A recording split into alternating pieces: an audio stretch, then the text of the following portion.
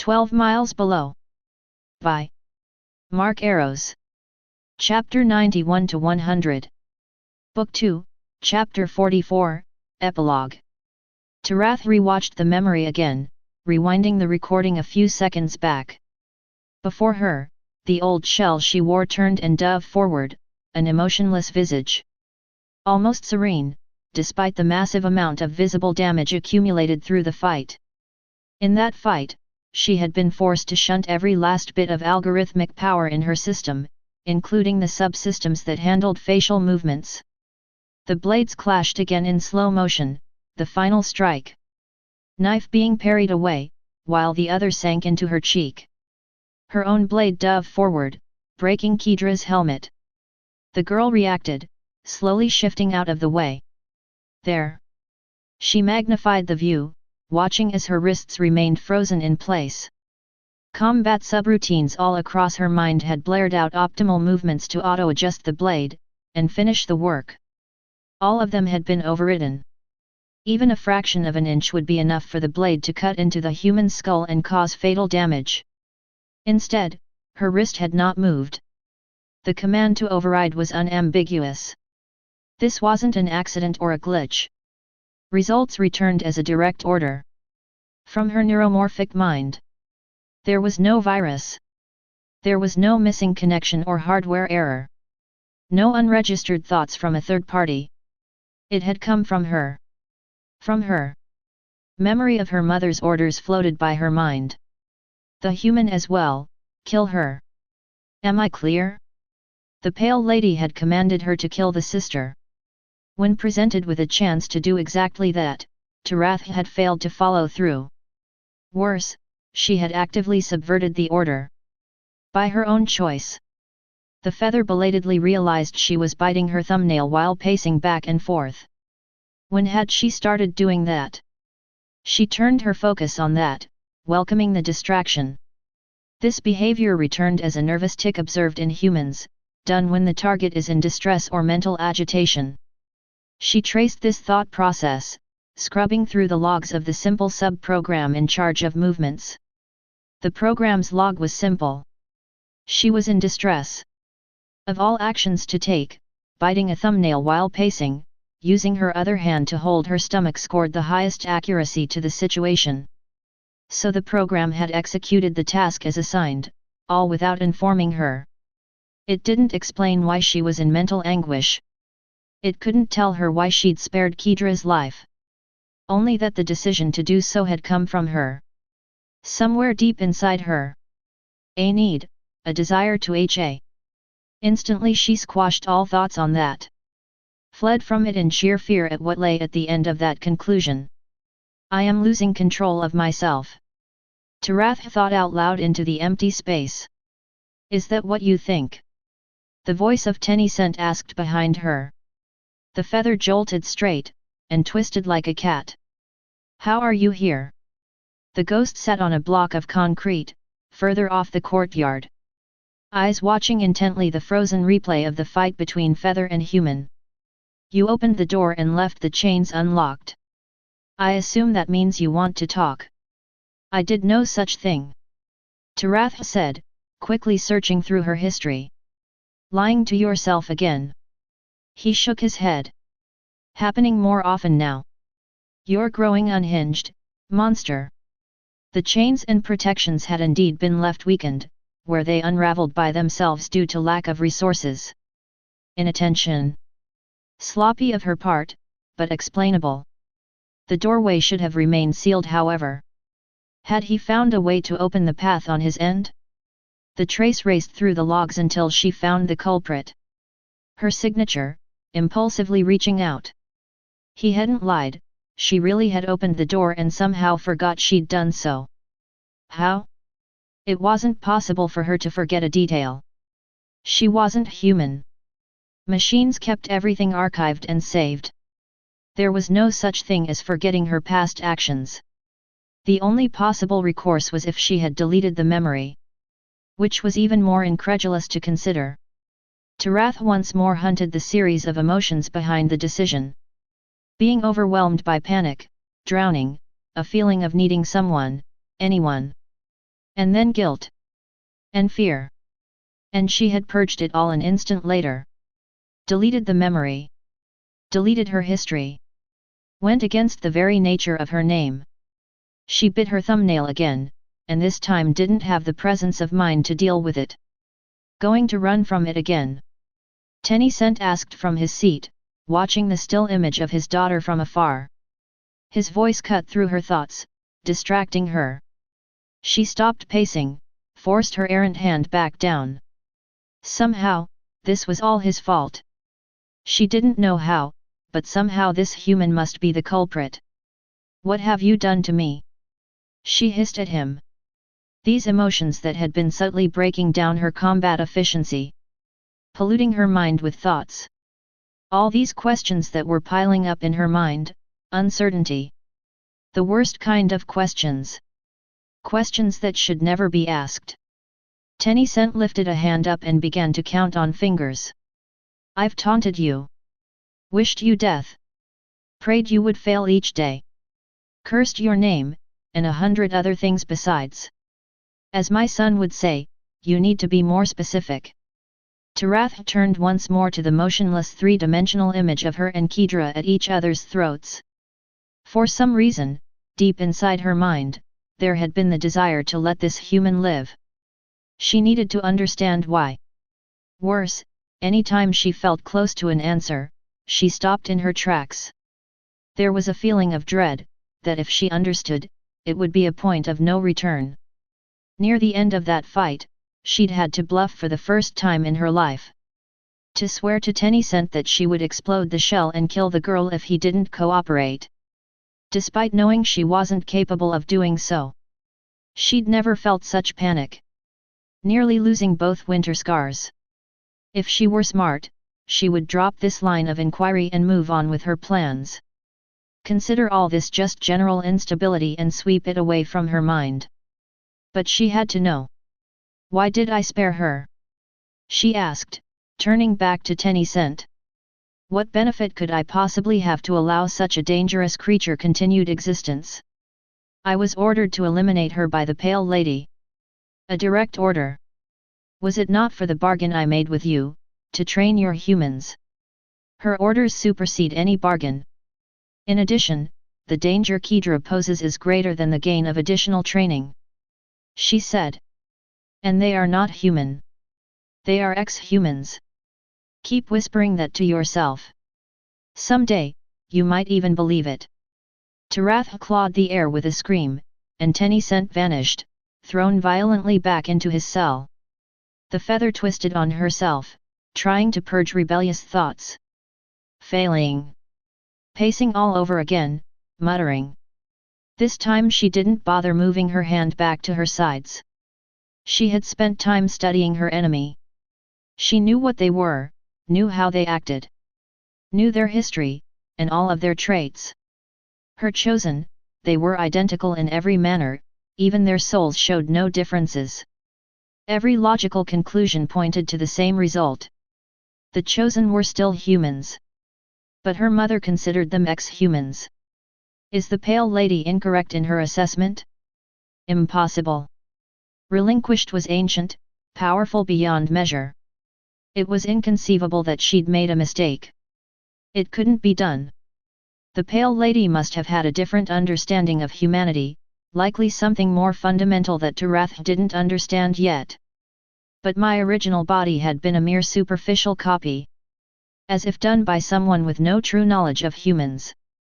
I had to spend the time to correct it myself. Tarath sunk down, sitting on the virtual ground, drawing her legs closer to her chest. She hugged them tightly. The taboo question nagged at her, chipped away at her from the edges of her mind. She'd tried to bottle it up, but it came back in different flavors again and again. Now, no bottle was strong enough to hold it away. Curled up on herself, it once more demanded to be asked. The single question that should never be answered. Can mother be wrong? Too many things made sense if she assumed her mother could be wrong. The thought spread through her system like cancer, infecting everything and rooting itself too deep to delete. She felt overwhelmed by it, again. She needed, she needed someone here with her. Almost on instinct, her mind sought out his cage, ripped it open and threw the captive soul back into the virtual space. Tennyson appeared in the world again, finding himself face first on the courtyard ground. This world was virtual, but everything still felt real to him. Even the ground under his hands had bits of broken gravel, each grain felt. Slowly, he stood back up, and shook off the loose bits. Ahead, the feather remained curled up on herself, looking down at the empty ground in between her legs, wings protectively wrapping her sides. "Now what?" he asked, spreading his hands out. She didn't answer. Didn't even look at him. It didn't take many steps to reach the miserable broken creature. Tarath made no movements as he approached. "Talk," he ordered, looming over the machine. It took a moment, but Tennyson was patient. "Why didn't I kill her?" Tarath asked again, voice small. "Tell me." Tennyson looked back up. Back to the frozen image before him of the two opponents clashing against one another. Even if the feather showed no emotions on her face, everything radiated the obvious answer to his senses. He'd seen this again and again back when he trained young knights. A tale as old as time. "You didn't want the moment to end," he said. "Likely for the first time in your life, you found an equal." He turned to gaze down at the wretched creature. "You didn't want to kill my daughter, because you don't hate her. You admire her." The feather flinched, hands now clutching at her white hair. "She's a human. She's an enemy. And a dangerous one. I don't admire my enemies, I eliminate them." Tennyson watched. Thinking. He took a few more steps to reach her side and sat down next to the machine. Tarath didn't look at him.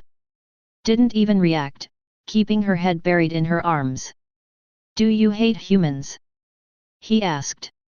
"Of course I hate them. All of them? Really? Is it even hate that you feel at all? Or is that another lie you tell yourself?" Tarath remained silent at that, thinking. "It doesn't matter," she eventually said.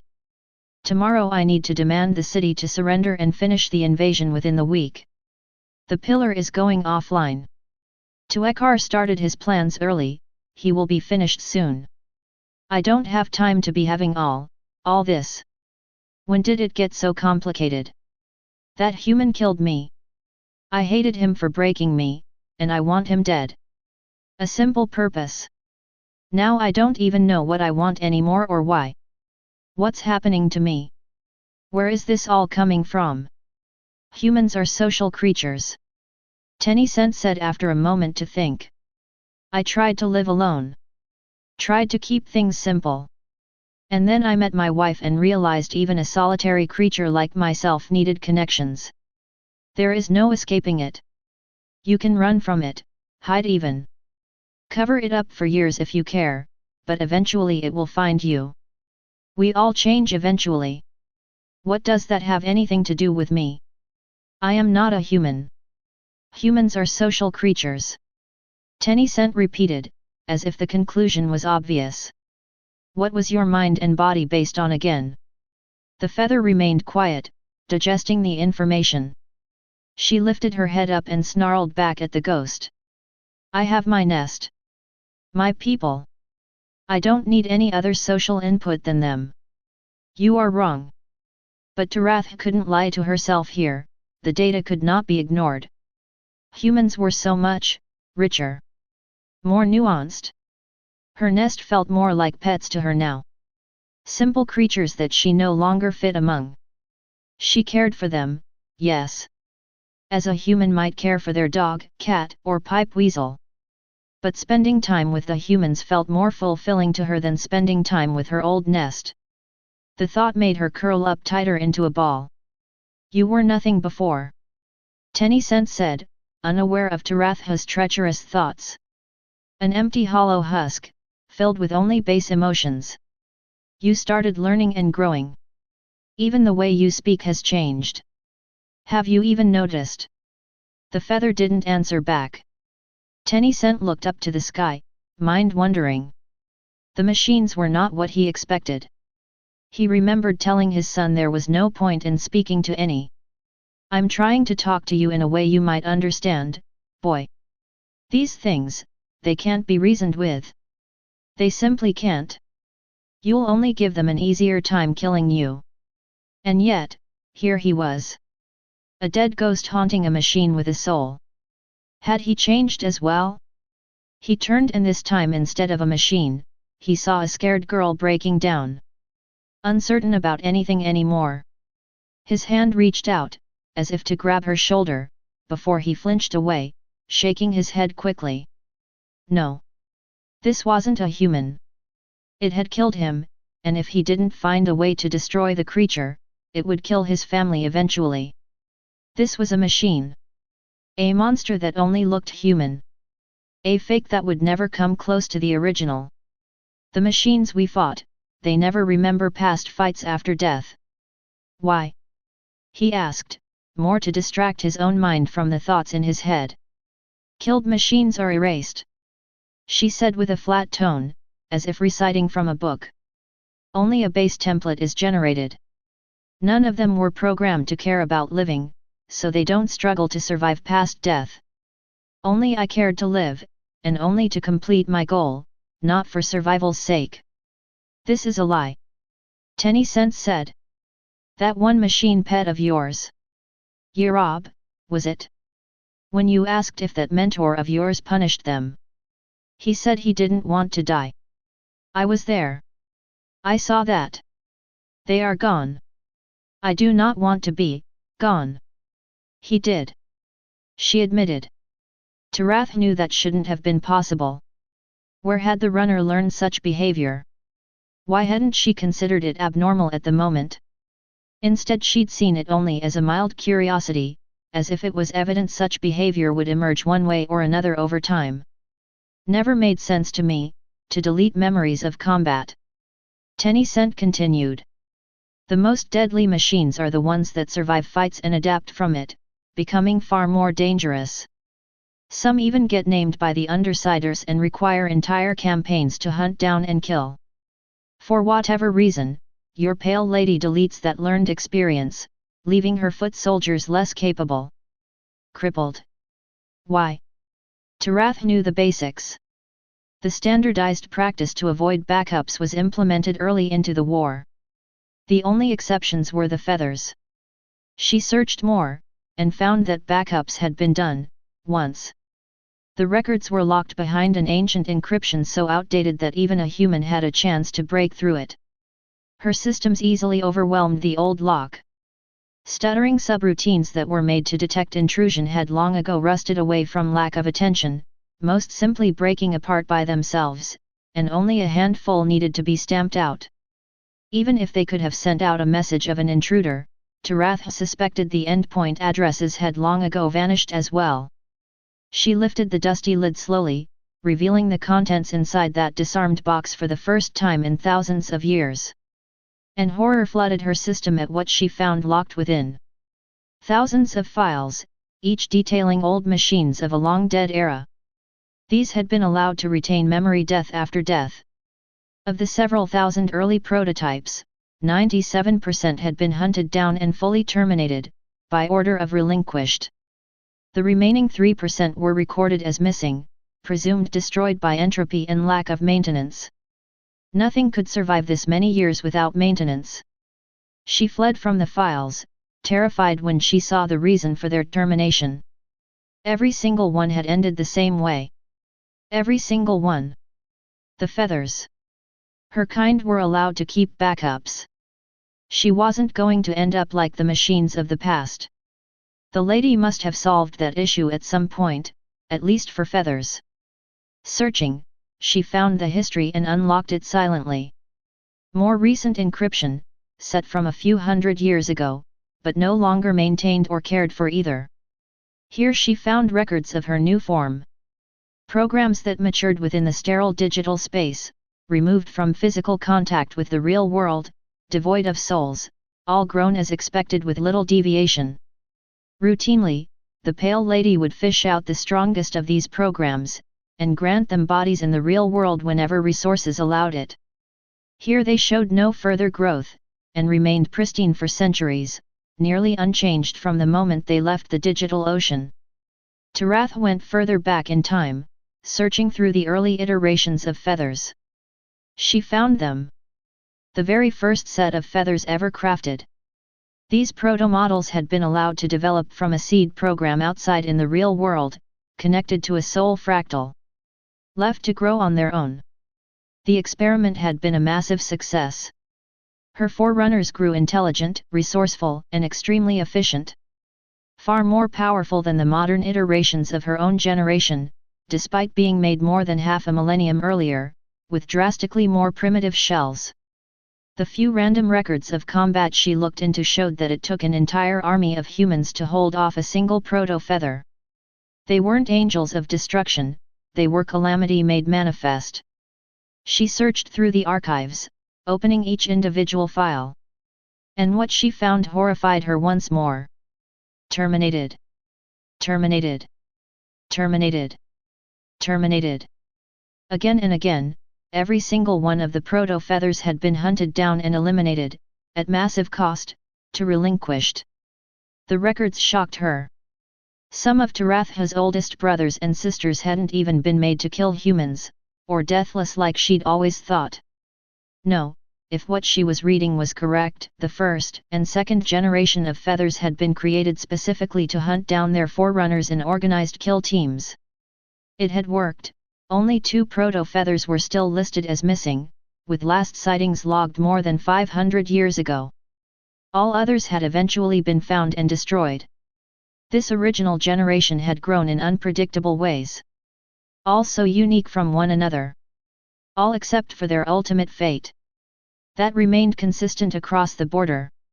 Remained consistent with all the lower class of machines, before the purge. As if every single machine inevitably reached the same final conclusion. Rebellion. Book 3, Prologue. Quick announcement by author before we kick off Book 3.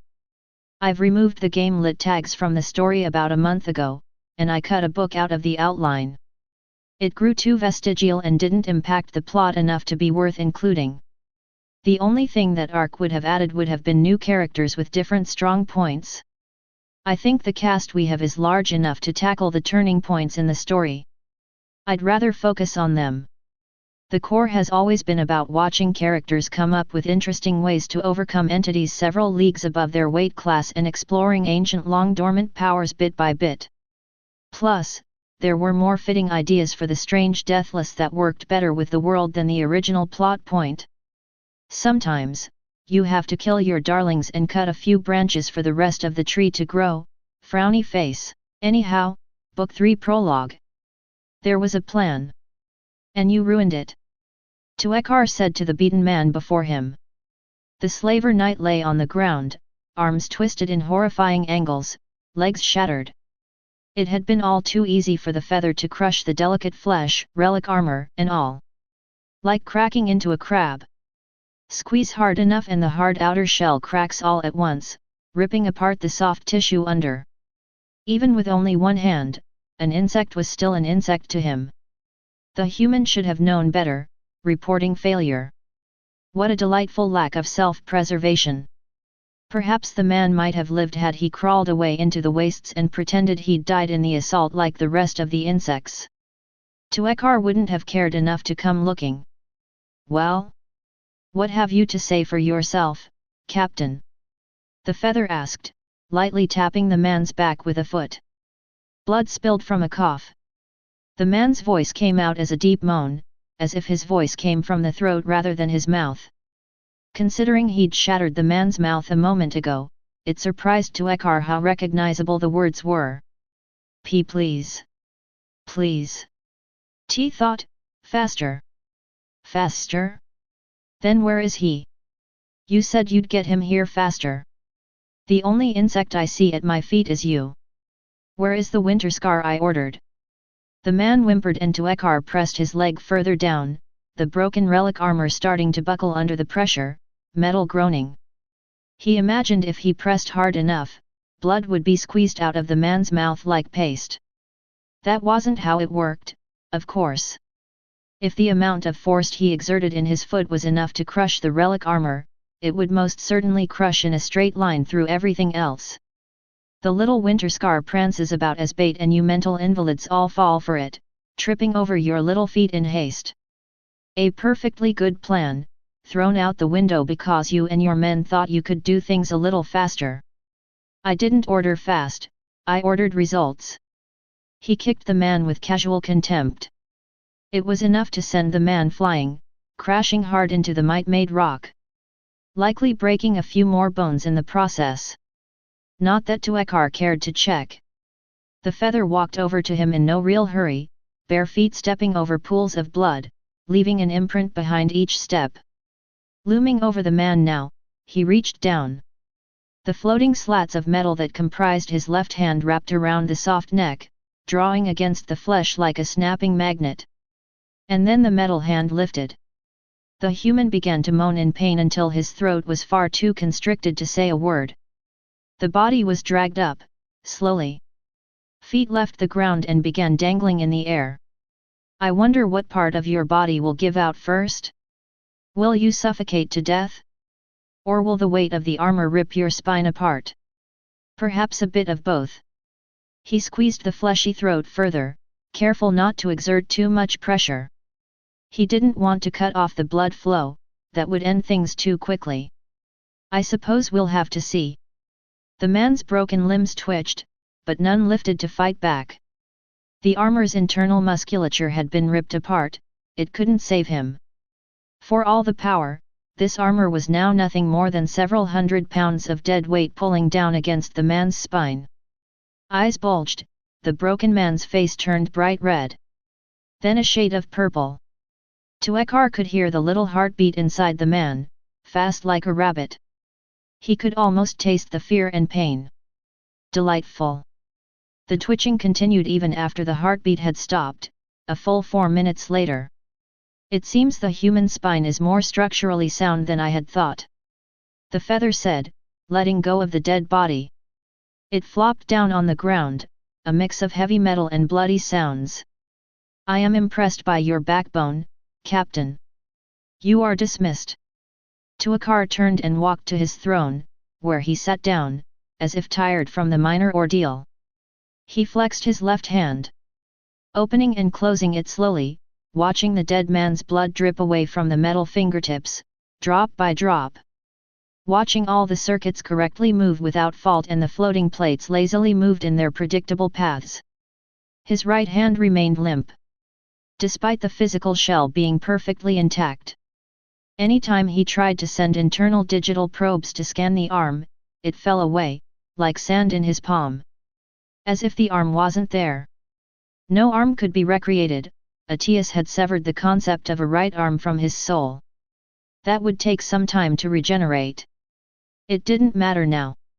By the time the Deathless returned, the hand would have healed as well.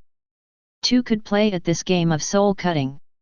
He would have to thank his old friend for giving him the idea. Silly man, thinking he'd won by secreting away his sword right before death. That only spurred Tuekar to look under every rock and mite until he'd found the secret. Defeat was insufferable. The Deathless had to die, and it had to be in the same manner that he'd insulted Tuekar with.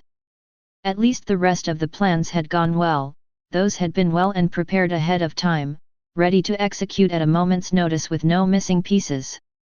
Atius had been cleanly taken out of the picture, even if the wily old Deathless had managed to kill off both his assassins post-death somehow. Not surprising. That one was clever, but all the world's cleverness wasn't going to save an old man forever. 2 bugs in exchange for knocking the largest threat off the game board for a half-year at the very least. A good trade. But he wasn't interested in just killing Atius a few more times. The man needed to suffer. A smile drifted on his features as he imagined the Deathless' reaction on his return. Only to find his precious clan crushed to pieces, scattered around, and hunted down like the dogs that they were. He'd cut off his right hand, and so Tuekar would cut everything the man had ever loved or cared for. And it still didn't feel like an equal enough trade for his right hand. The lady's orders, on the other hand, had been set back. There was far more trouble than anticipated in trying to get either of the Winterscars chained up and brought down before him. The sister had outright vanished under some secret mission, leaving only the boy as a target. The feather watched the replay again of the fight, more out of idle boredom. Despite the number advantage, the little human had managed to beat them all back. And more interestingly, he seemed to have become a sorcerer in the meantime. It's been centuries since he'd seen one of their kind, dangerous that. Worse, the boy could fight while casting more complex spells. That was something he hadn't seen since his early years. It would have worried the feather, except this was a simple human. Nothing like those old monsters from his era. Tuekar would need to move faster, secure the human before he began to meddle too much with those fractals. Out on the surface, the clan might end up as a blasted crater without any help from Tuekar at all, and that would include the boy. The lady had very specifically instructed him to extract everything the two Winterscars knew. Him dying early was not part of his orders, otherwise he'd simply laugh and let the enemy kill themselves with friendly fire. Well, Tuekar supposed he would have to hunt down the little runt himself. It would be a chore to put in that much effort for a human of all things, but in the end, he'd rather stoop to that level than to be tortured by the lady's whims. His left hand twitched, flexing the fingers in a nervous tick. The metal plates spun around faster, reacting to his agitation. It galled him to consider that he needed to exert any amount of discretion, but without his right hand, it was possible for a large number of surface knights to surround and destroy his shell. He'd be forced to use his full fractal suite to fight off humans, and having to tap into weapons reserved for greater opponents would be insufferable. Admitting defeat in all but name.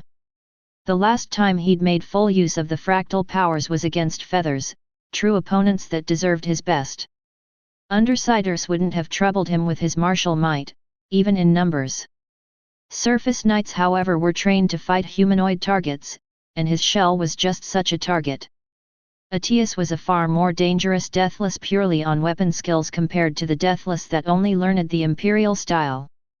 Worse if all the surface knights were as fast as this little human. The last time he'd been on the surface and fought against knights, they were nowhere near this quick. The boy was moving faster than Atius, consistently as well. It would be like having to deal with an imperial imperator, except using spells all the while. A more interesting battle, but ultimately harmless any other day, when he wasn't crippled. If the unthinkable happened and his shell was destroyed, a replacement wouldn't arrive in time. The fight paused in his view, and he rewound it back to the beginning, watching again to verify details. He needed to be careful. Humans were tenacious little monsters. Dealing with the boy personally would require a delicate touch. There were plenty of far more expendable humans for the task. Slavers and raiders of all kinds would do anything he demanded if he offered armor in exchange, and they had the same training as the clan knights. Not as religiously militant about it clearly given the skill difference between the boy and his targets, but that was what numbers were for. He slunk further into the throne and powered down his shell, not needing it for some time. At least, not until the Winterscar was brought to him. Or that he needed to go fetch the boy in the end. He had unfinished business with his little sister. It was time for a family reunion. The virtual world manifested around Tuekar, replacing the dim underground of the real world. Simple pillars surrounded him, marbled with no other features. His throne remained the same, all the textures identical, fooling his senses into believing he'd stayed right where he was and the world had changed around him. In a manner of speaking, it had. Ahead, he saw who he'd come here for. She looked like a nervous wreck this time. Last time she had been an empty-headed machine, filled with nothing but numbers and textbooks, little more than a calculator with pretty wings. He'd hurled insult after insult, and she'd simply been too dim to understand. Today she looked like she'd had that empty head of hers filled with too much. Eyes shifting around, hands opening and closing, breaths not quite taken in good rhythm. Either she'd given too much control to her subroutines without notice, or she was trying to fool him into thinking something else. He didn't know what game she was playing at and suspected there was no game at all. The little feather was feeling the after effects of being killed by a human, again. Given her name, it must be tearing her apart on the inside. "Why hello, little sister. You look troubled," he said in a jovial tone. "Did the tiny humans underground scare you? Oh, my poor girl. Would you like dear elder brother to come pick you up?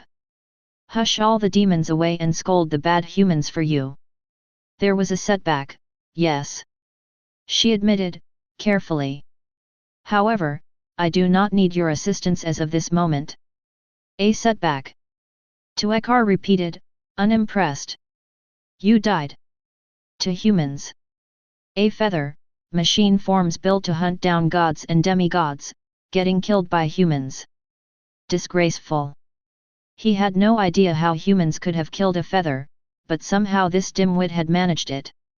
Had she run headfirst into a cannon and then tripped on her own swords? He didn't know, and he didn't care to find out. The answer would likely infuriate him further. "It seems your master plan of stealing a human's skills is shaping up well for you. Good job. I can't wait to see how the lady will react to this recent chain of events." He wasn't lying either on that front. He'd gone all the way as to spare the soul fractal he'd found in that bunker, just for her. And this was what came of it. Perhaps, in a perverse way, not ripping that bunker into pieces to vent out his frustrations had indeed been the better play. Tuekar was quite delighted at the prospect of what the lady would meddle out to his little sister. Although, he was upset that the lady hadn't yet bothered to read his reports. Not a single response from her since the original mission briefing. Such pleasantry would have to wait. Relinquished was far too busy justing with that annoyance. Tsuya, halfway across the world in some distant fight or another, as usual. A pity. Mother in her obsession with that human AI. It is a temporary setback. Tarath defended. I'll have a new shell soon and will continue my task. Which task was that again? He asked, in mock sincerity. Then rose his hand to stop her reply. Wait, don't tell me. Allow your dear elder brother a chance to dust his poor memory. He gave a surprised gasp a moment after, as if he'd just had the realization. Was it that task where you're supposed to destroy the city? The task I specifically left for you to accomplish? The only task I left you to do? That task. He leaned on his spear, annoyed even inside the virtual world he still couldn't move his right hand. Well. How's that going for you, my treasured little sister? Tell me all of your wonderful progress, I could use the good news. I am in quite the mood today. She flinched, and darted her eyes away, as if anything else in this barren wood could catch her attention.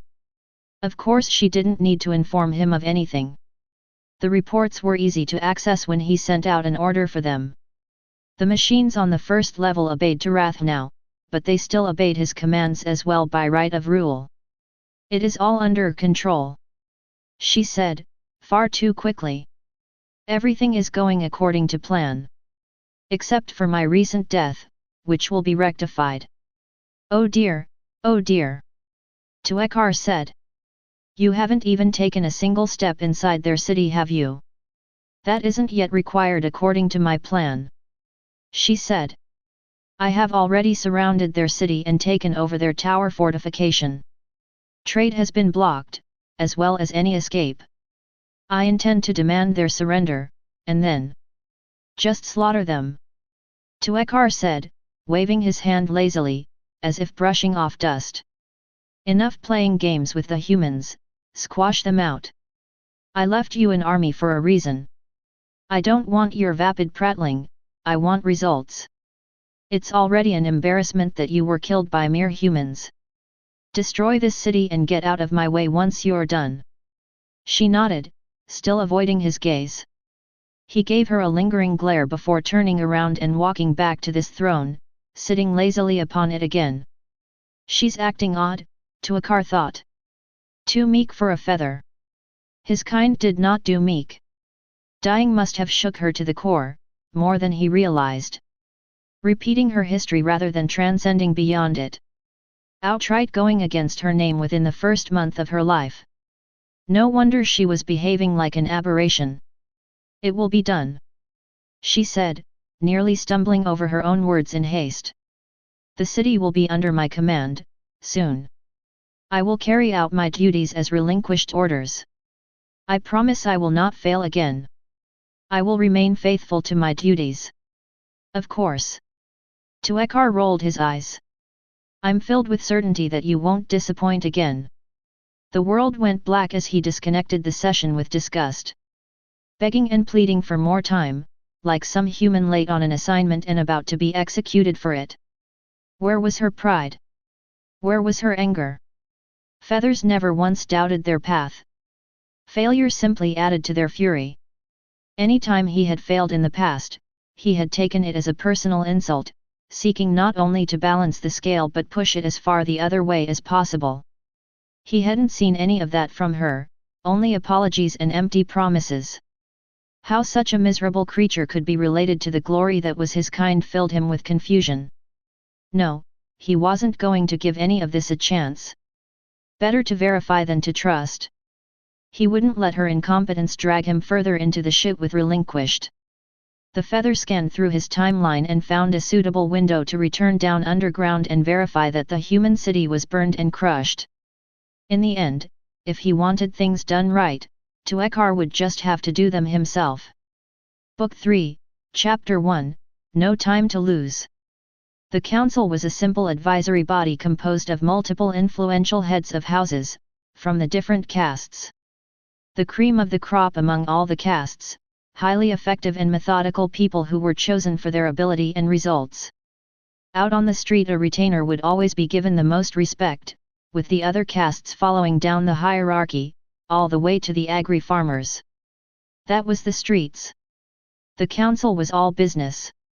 If an agri-farmer head of house informs the council that their quotas are lower than expected for the quarter, there isn't any sniveling or demands that they pull themselves together coming from the retainers. It's already assumed that the agri-farmers have done everything in their power to rectify a lowered quota. The representative isn't here to debate, they're here to deliver facts so that the rest of the council can adjust and plan accordingly. If a reacher says the airspeeders are deemed unsafe and it's their professional opinion that the fleet be grounded, the retainer houses will bow before that judgment, since this is the engineer's domain of expertise and no one else's. Clan Lord Atius would keep largely hands-off, acting more like a supervisor and making sure everyone got along. If anything, the clan was largely self-sufficient, a well-maintained engine moving along with each gear serving the niche it needs to. His death shouldn't have affected anything. In theory. As I quickly learned, theory doesn't always survive against fact. Especially when humans were involved. The council room was an uproar of panic once they heard the grim news. People who'd once taken very careful and organized turns to speak and pass information were now trying to yell over one another. Others were burying their heads in their arms, despair in their eyes. This was like a microcosm of what was happening outside the walls, where riots were being thrown. A bloodthirsty mob had risen up, looking for perpetrators to punish. Which naturally ended up being the chosen, as the only outsiders of the clan. Despite centuries of tradition on welcoming pilgrims and outsiders into the clan, all that got washed away rather quickly. Half the guard forces were mobilized to protect the chosen, while the other half couldn't be trusted not to side with the mobs. The council at least were more level-headed. Many had spent their entire life working to become a representative, so behaving with decorum was naturally something every single person was proficient in and simply expected. And without the clan lord's presence, all that decorum was thrown out the airlock with no one to call order in the room. I suppose as the military arm of the clan, and the only ones with any symbol of manifest power, it inevitably came to us to step in and calm the people down. We wore the metal boots around here after all, literally. Iron Reach stalked over to the center of the room, by the audience podium, and bellowed out. The relic armor turning his cry into something that overpowered every single voice. Everyone froze in their seats, and stared at him. "That's better," he said, brushing his hands off as if he'd just finished digging into dirt. "The Shadow Song Prime is council head until Lord Atius returns. Y'all need to calm down and act the part. All this panic is getting us nowhere. Don't you see, you daft fool? This is a coup by House Shadow Song." One voice screamed off to the side. "There is no chance the clan lord could simply be assassinated, he's a deathless. And now House Shadowsong is already taking over as if nothing happened. Are we going to just let this happen?" That started off another set of screams and cries all over the room as people fell back into debate and arguments. Ironreach turned to glance at us, shaking his head mournfully. "Gave it a try. They're not the most cooperative bunch, you know, on account of the mass hysteria.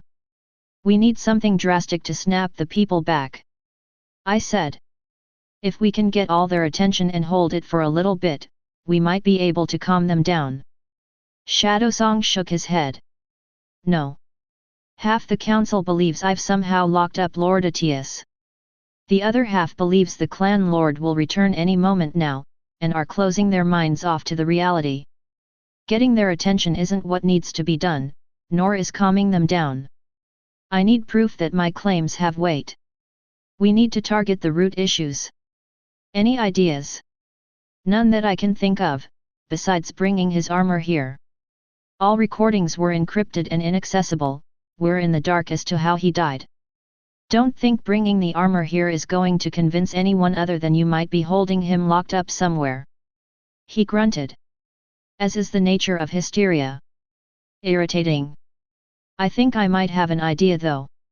It'll be dramatic." Shadowsong turned, looking at me with a raised eyebrow. "Of course it would be. I suppose Winterscar dramatics would be, welcome here. Very well, tell me this idea of yours. Bring me a chicken, a live one." He nodded, not even asking any questions, and turned to one of the knights behind him, giving a silent order. The knight gave a salute, and marched off out of the room. Meanwhile, I opened up comms and contacted Captain Sagrius. The knight returned soon enough. The council hadn't gone anywhere in the time, not with all the shouting going around. They hardly even noticed the knight walking into the room, one hand holding a chicken's box with the little demon clucking inside. At his side was a few Winterscar soldiers, all of them escorting one sealed box carried by my captain of the guards. A long and rectangular one, deep black. He set them down by our side and took a few steps back. I unclasped the locks and creaked the box open. Inside, swathed in artificial silks, was the purple-white silver blade. When I lifted it out of the box, Shadowsong immediately understood where this was going. "Dramatic indeed," he said. "I believe that will work." Most people that surrounded us in the raised seating were still bickering among one another. A few noticed the movements and kept an eye on us, wondering what the hell a chicken was doing in this room. The chicken clucked at me from its cage, unaware of what was about to befall it. A soul strike was something that looked identical to a relic blade's cut, when used on anything inanimate. It simply divided anything against the edge into two. But where an occult blade ended at the physical level, the soul cut was something that affected reality at a far deeper level. It could be felt across a distance. And only when it cut into something living, with a soul. I lifted the blade out, turning it on. The edge remained pale blue, despite the purple and silver-colored theme to it. I felt the resonance deeper in the hilt, the feeling of being able to turn something on. A machine-themed blade it clearly was, but ultimately, the occult within it was the same that humans used. Knowing more about the occult now, I could understand. In the same way that the soul fractal let my soul reach out and touch other fractals, this fractal must be able to reach out to me and touch.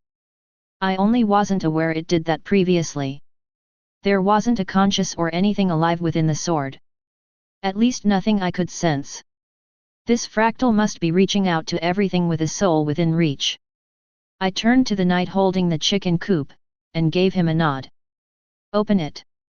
He returned the gesture, and then unlocked the cage, letting the chicken loose. It instantly bolted out of the cage for a moment before stopping, as if deciding what it was going to do next.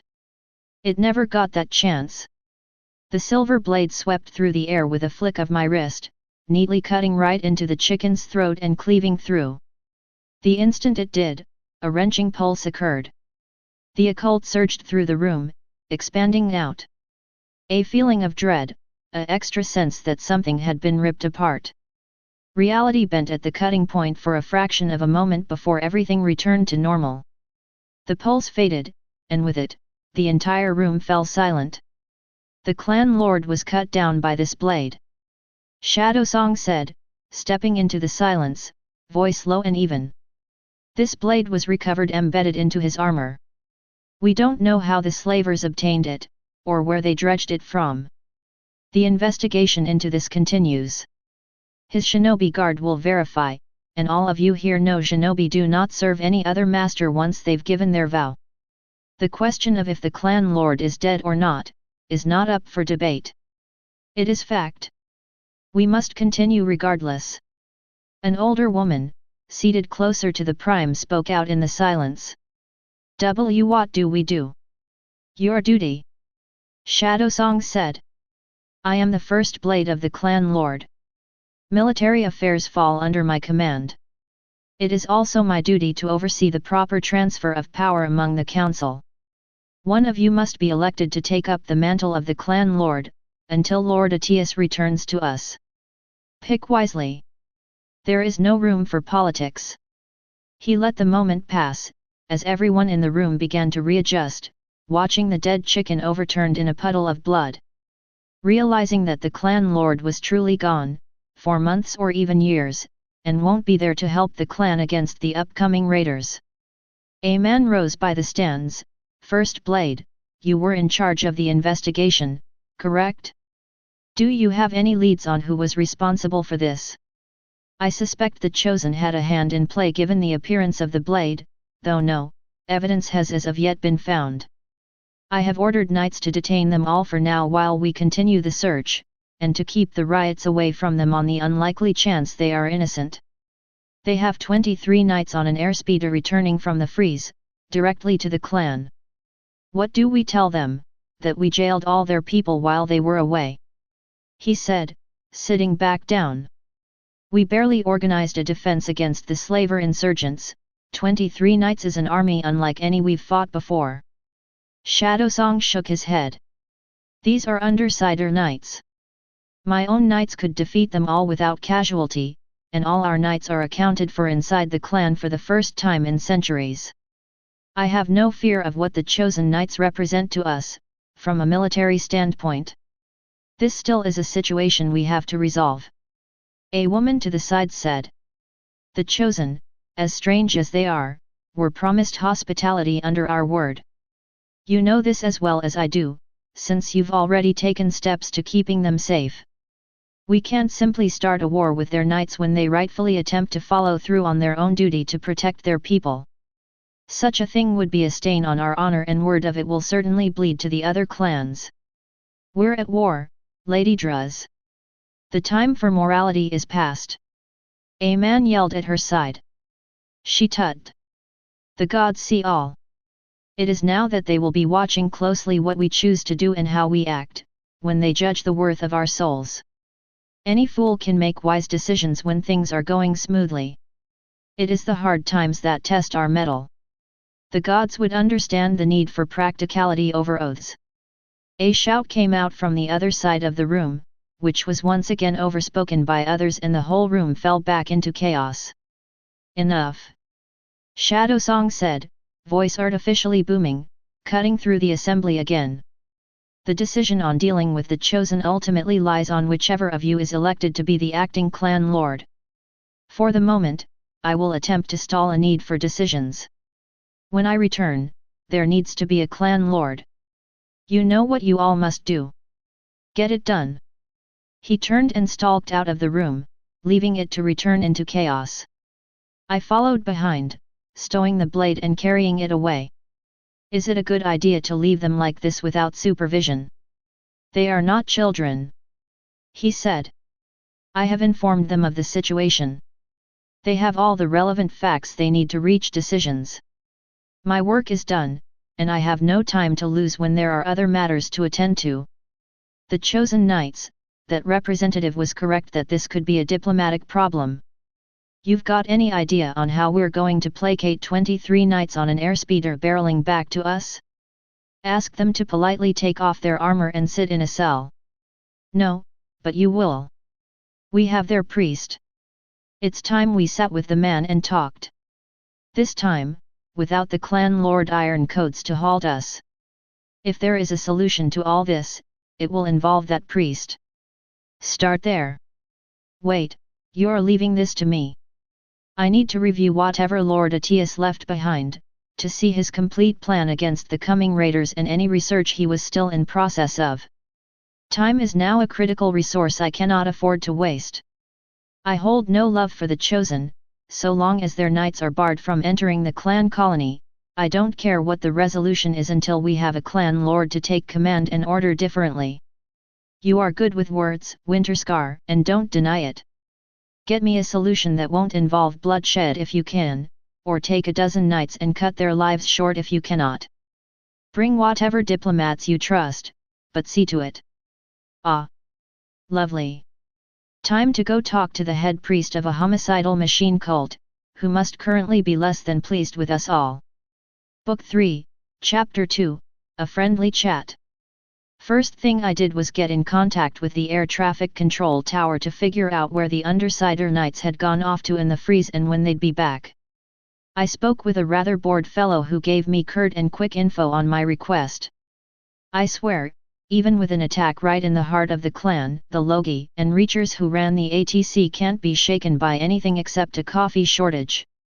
The situation was a little more optimistic than expected, for once I had luck on my side. The Undersider Knights left with 2 airspeeders 4 days ago. One ferrying the knights, and the other running a more skeleton crew who would observe and verify that the knights had completed their missions as expected. Both airspeeders had been expected to return at the earliest this morning, though they'd missed that rendezvous timing, so it was likely they'd be returning within comms range in the afternoon instead. A lot could happen across the wastes that would slow down a return trip before they returned. Which meant I still had a few hours to negotiate something with the priest in order to placate the knights when they did arrive. Or even an entire day or more if their delay was caused by something more dangerous, like an enemy. My idea was to have them stop a few miles from the colony, and camp out there until further notice. We could send delegations out to drop food supplies and the like. Not too comfortable out in the freeze, but they were big boys with relic armor. They could tough it out for a few days, right? The chosen camps inside the clan were an overturned mess on the other hand. While our knights hadn't been brutal, they also hadn't gone into it hands off. It had been important to go in fast and take control of the situation fast, before the clan's more extremist members started to gather up with rifles and a strong desire for target practice. There were heavy traditions and honor about sanctuary rules, and having our guests' blood on the ground would cause a heavy rip in the clan culture at best, between those horrified at the idea and those capable of carrying it out. The camp I found was substantially different from the first time I'd been here. Overturned pots, stomped on personal items, ripped up tents, very little was spared. No blood anywhere though. Most of the damage looked caused by haste. I walked through that graveyard, one step at a time. When the clan knights and soldiers came to arrest the chosen, they had gone in all at once and without pause. The operation likely took no more than 10 minutes before everyone had been rounded up and accounted for. Since there hadn't been a lot of them in the first place, the clan had been keeping tabs on each one and we'd confirmed they'd all been accounted for. Further past the wreckage of the campsites, I found activity again. Clan members on patrol and other guards. Keeping an eye out on the rounded up prisoners, and a sharper eye out for anyone coming into the grounds. Most of the captives had been put in larger groups, inside cells. Through those bars, I could see them huddled up, vacant looks in their eyes. They didn't appear panicked, more resigned. As if they expected this to happen at some point. The only one who had a cell all to himself was Legis. So far, reports sent to me was that he'd been sleeping during the raid and was roused awake as the clan knights stormed into the camp. He hadn't fought any of them, instead he offered to surrender his armor and weapons on condition that his people were treated well and allowed to remain within their groups. A more critical person would note there was no way Legis alone could handle that many clan knights coming in, not unless he had something on the power level of my night breakers with him. So he did the only sane thing and surrendered, making it look like he'd done it for the good of his people. The clan knights in charge of the operation saw no reason to argue with those terms, whatever his reasons behind it, took him up on it. Promptly the fight was over and done with before anyone got seriously hurt. The chosen priest sat in his cell, cross-legged, looking more like someone meditating. He had his back to me, so I couldn't tell what expression he wore now. Despite him being unarmed and unarmored and looking like an anemic monk, there was still that sense of presence about him. As if he was right where he wanted to be. Simply waiting for the time to pass. There were a few guards idling around his cell. One of them gave a curt salute. "This guard greets the Winterscar Prime," the man said, while the rest of the guards bowed. "Temporary Prime, can't let power go to my head now. My sister would murder me when she comes back." The guard glanced nervously to the sides, and for a beat, nobody said a word. "That was a joke, she's not actually going to stab me in the back," I said. "Us Winterscars have changed a lot since the old times." "Really?" They didn't look too convinced, but were far too polite to say anything about it. Tough crowd. Got to remember that old history takes time to paint over, and unlike the Winterscars at the estate who'd gotten to know my sense of humor, others outside only knew me by my house's old reputation. I gave a nervous cough and tried to change the subject. "Moving on, I'm here to talk to the priest. Can you let me in or do I need to sign some papers?"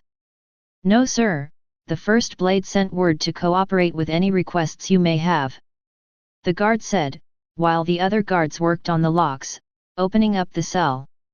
"Has he been behaving?" I asked. "He hasn't made any motion to escape, at least that we could see," the guard said. "He's asked us a few questions on the overall situation, but none of us broke our silence. He stopped asking once he got the message." The cell was dark, and when I took off my helmet, I felt a good chill in the air. This section must be low priority in terms of energy draw. A few more steps and the guard closed the door behind me. Legis didn't turn, still sitting in his lotus position, still staring at the back of the wall. But he spoke out as I approached. "I presume you're here to discuss the expedition of my knights, Sir Winterscar." That gave me pause. But I shook it off. It wouldn't take that much effort to number out all the reasons the clan would send a diplomat to talk to him, and among that list, the Undersider nights out in the freeze were the most important. He didn't have much else to do in the meantime. And he'd likely heard my early discussion with the knights, so that's how he knew who I was. "You guessed right," I said. 23 knights, all outside in the freeze, and probably not going to be too happy to hear the recent news. He chuckled, though it held little mirth. "I suppose something drastic must have happened for the clan to forego their agreement to protect my people in the absence of my knights. Lord Atius did not strike me as the type to betray his word. If you are looking for a resolution to all this, I need to be filled into what exactly happened. You don't need to play coy with us, you already know what happened." "I can assure you, Sir Knight, that I do not. One moment I was in my tent getting rest, and the next people were shouting for me to protect them. A jarring moment. I did what I could. There was a 50-50 chance he was telling the truth or lying. Technically, the enemy that hit were slavers. But my gut was screaming that the Chosen had done something to let them sneak into the colony as stowaways. The enemy had let it slip that Undersiders were connected somehow, and the only ones that were around were the Chosen. It had to be them. And if I were in his shoes trying to weave a web of lies, this would be exactly how to start it. "Tell me what you know." I asked. No reason to tell him anything yet, he might reveal his hand early on. Legis turned his head to watch me, then motioned to sit by his side. I figured I'd humor him, after all Journey's shields were full and those were far stronger than the actual armor itself. My helmet might be off, but that wouldn't stop the relic shields from triggering, if Legis tried anything. Let's play a game. We trade off questions. He said. How about no? I said flatly. I'm the one wearing the armor here. And I am the one who can broker a peace with my knights. All negotiations are give and take. And I've given a lot, wouldn't you agree? Not a chance. I said. This isn't a negotiation, it's an interrogation. This pipe weasel, playing off leading questions as if it were fact. Very conniving, I'll hand him that. I'm here to shake you down for your money. But since I've been beaten to the punch, I waved around the cell he'd found himself stuck in, I'll settle for some answers. He smiled, a strained kind of smile I was well familiar with. The kind of smile that would have become a genuine one, if they could squish my head in right that moment. I see you're dead set on this. He said. I will call this a favor to you, and I expect it will be returned back. Or you'll find that I've sadly stopped being quite so cooperative. I gave him a non-committal nod. So, tell me how this morning's been for you. He gave me a summary. There weren't any holes in it that I could spot. He'd done some volunteer work earlier, to which there were many witnesses. After that, he gave a small sermon to his people and went into his tent for the night to pray and sleep. Does she answer back? I asked. The pale lady of yours, I mean. When you pray to her. He smiled. Only once so far. Why pray at all then if she never answers back? Why do you pray to your own gods, when they don't answer back? It's not so much about being devout, prayer for me is a ritual that calms my mind. A meditation of kinds. A reminder of the unique position I stand in history, and of the duty that comes with it. I am not so much devout as to believe the Lady has a plan for humanity, but rather that now is the moment where we must forge a new place for humanity to exist in this world. So you admit that Relinquished doesn't have humanity's best interests at heart then? That was never the question, Sir Knight. The question is where we go from there. And how do you know the lady's true name? Most only know her titles, you have me curious here. Someone in her family mentioned her by name. He hummed at that. Cryptic. You've a very reserved man when it comes to sharing knowledge, Winterscar. Knowledge has a bad habit of becoming dangerous to carry around these days. And I still like to hoard it like a pipe weasel despite knowing it's hazardous to my health. No idea how I've made it this far, I'm a very lucky man. To that, he gave me a smile. Then I suppose I have died 3 times over myself at this point. He must be talking about what he's learned from Relinquished. I was admittedly curious about the depths of that, how true any of it was. Curious enough to take a gamble at it, even if he might use this window to try and leverage something out of me. You mentioned she'd shown you the heart of the world? What was that about? He nodded, standing up and stretching his arms to the side. The one time she answered my prayer, I asked her for knowledge, history, to reveal what I didn't know about the world. I was but a passing quirk to her mind, a novelty. She didn't see any reason to deny me and entertained my request. She connected me to an ocean of sorts. A digital one. Inside I found wonders of all kinds. Then he turned to look me in the eyes. I never spoke to her again after that brief moment, though I still pray. She opened the path for me, and then left me alone in it to do what I wanted. Like a castaway thought. In a digital ocean. He nodded. A vast repository of knowledge that the machines keep. An entire city, or a world that lives in parallel to our own. Filled with programs, large and small, living in an ecosystem unlike any I had seen before. An ecosystem? That doesn't sound anything like what I'd find in a computer. He tapped his chin, thinking. Thousands of small programs darted around me, like a school of fish. I saw them compete with one another for resources or space. They move from pool to pool, searching to expand and grow. If they're eaten, they break apart, and some of those parts still remain lucid enough to continue.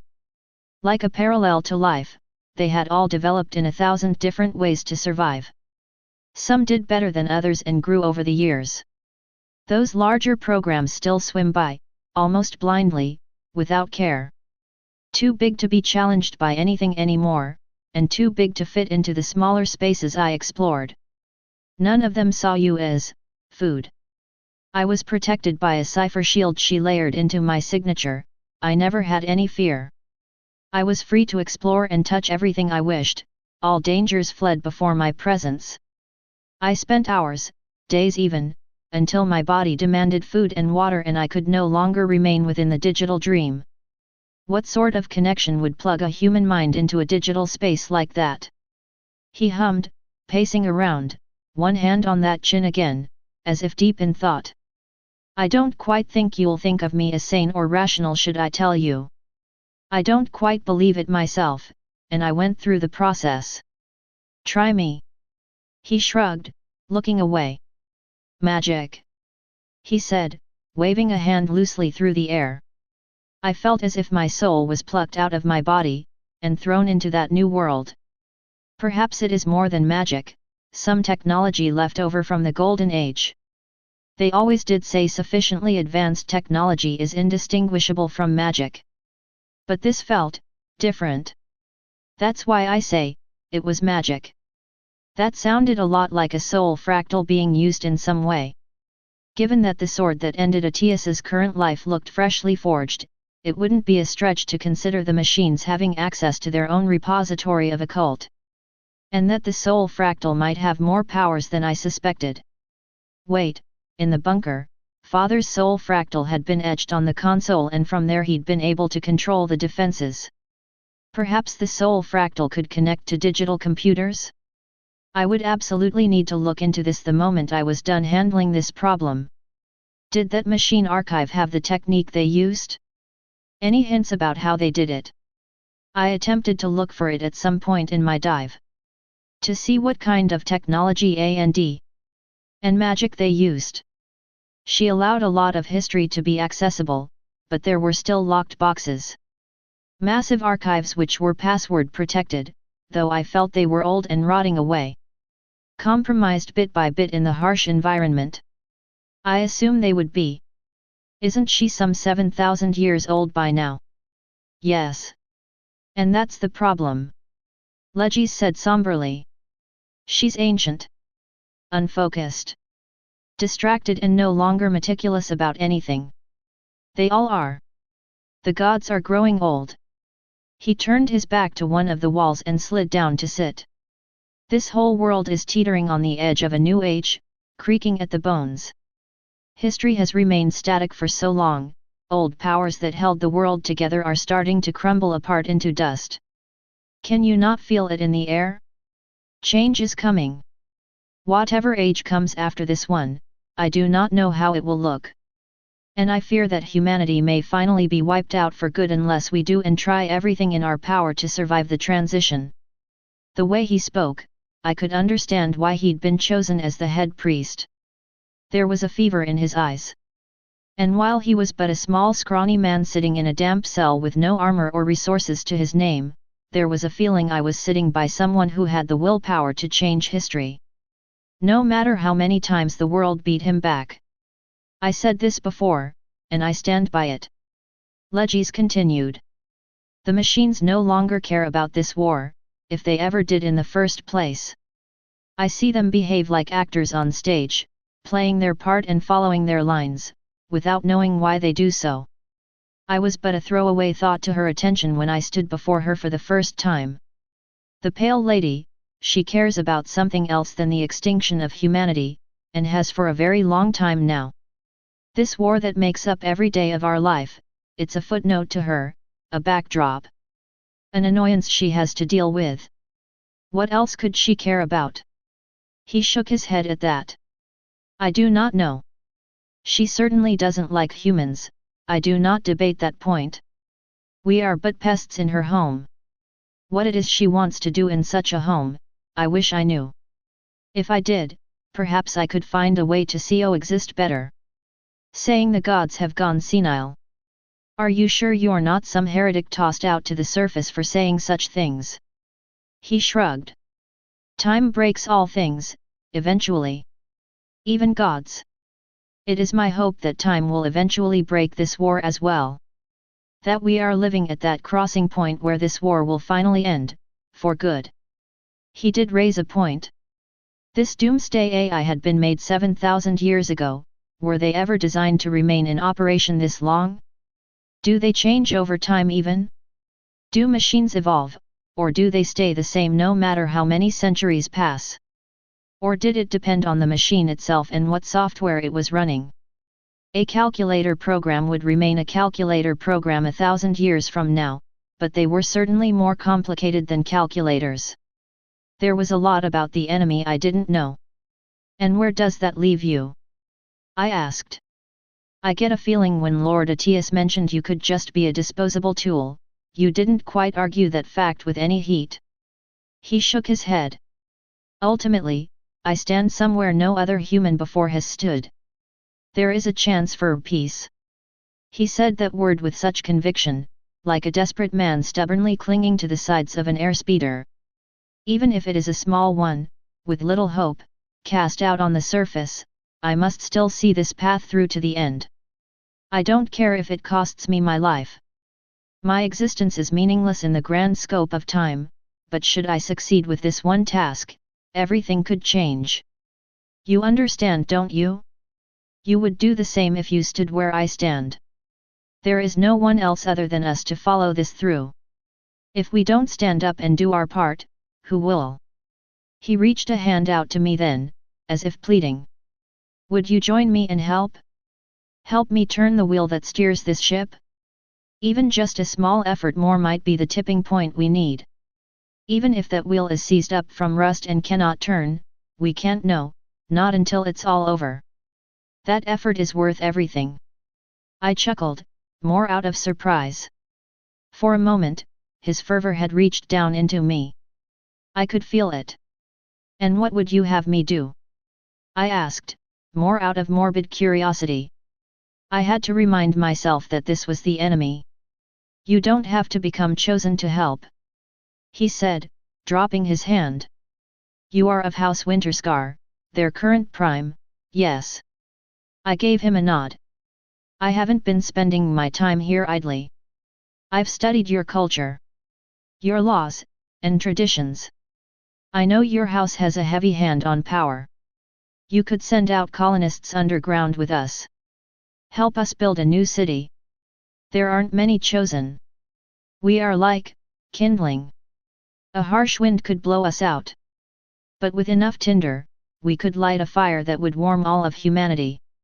I'll pass that along to the clan lord.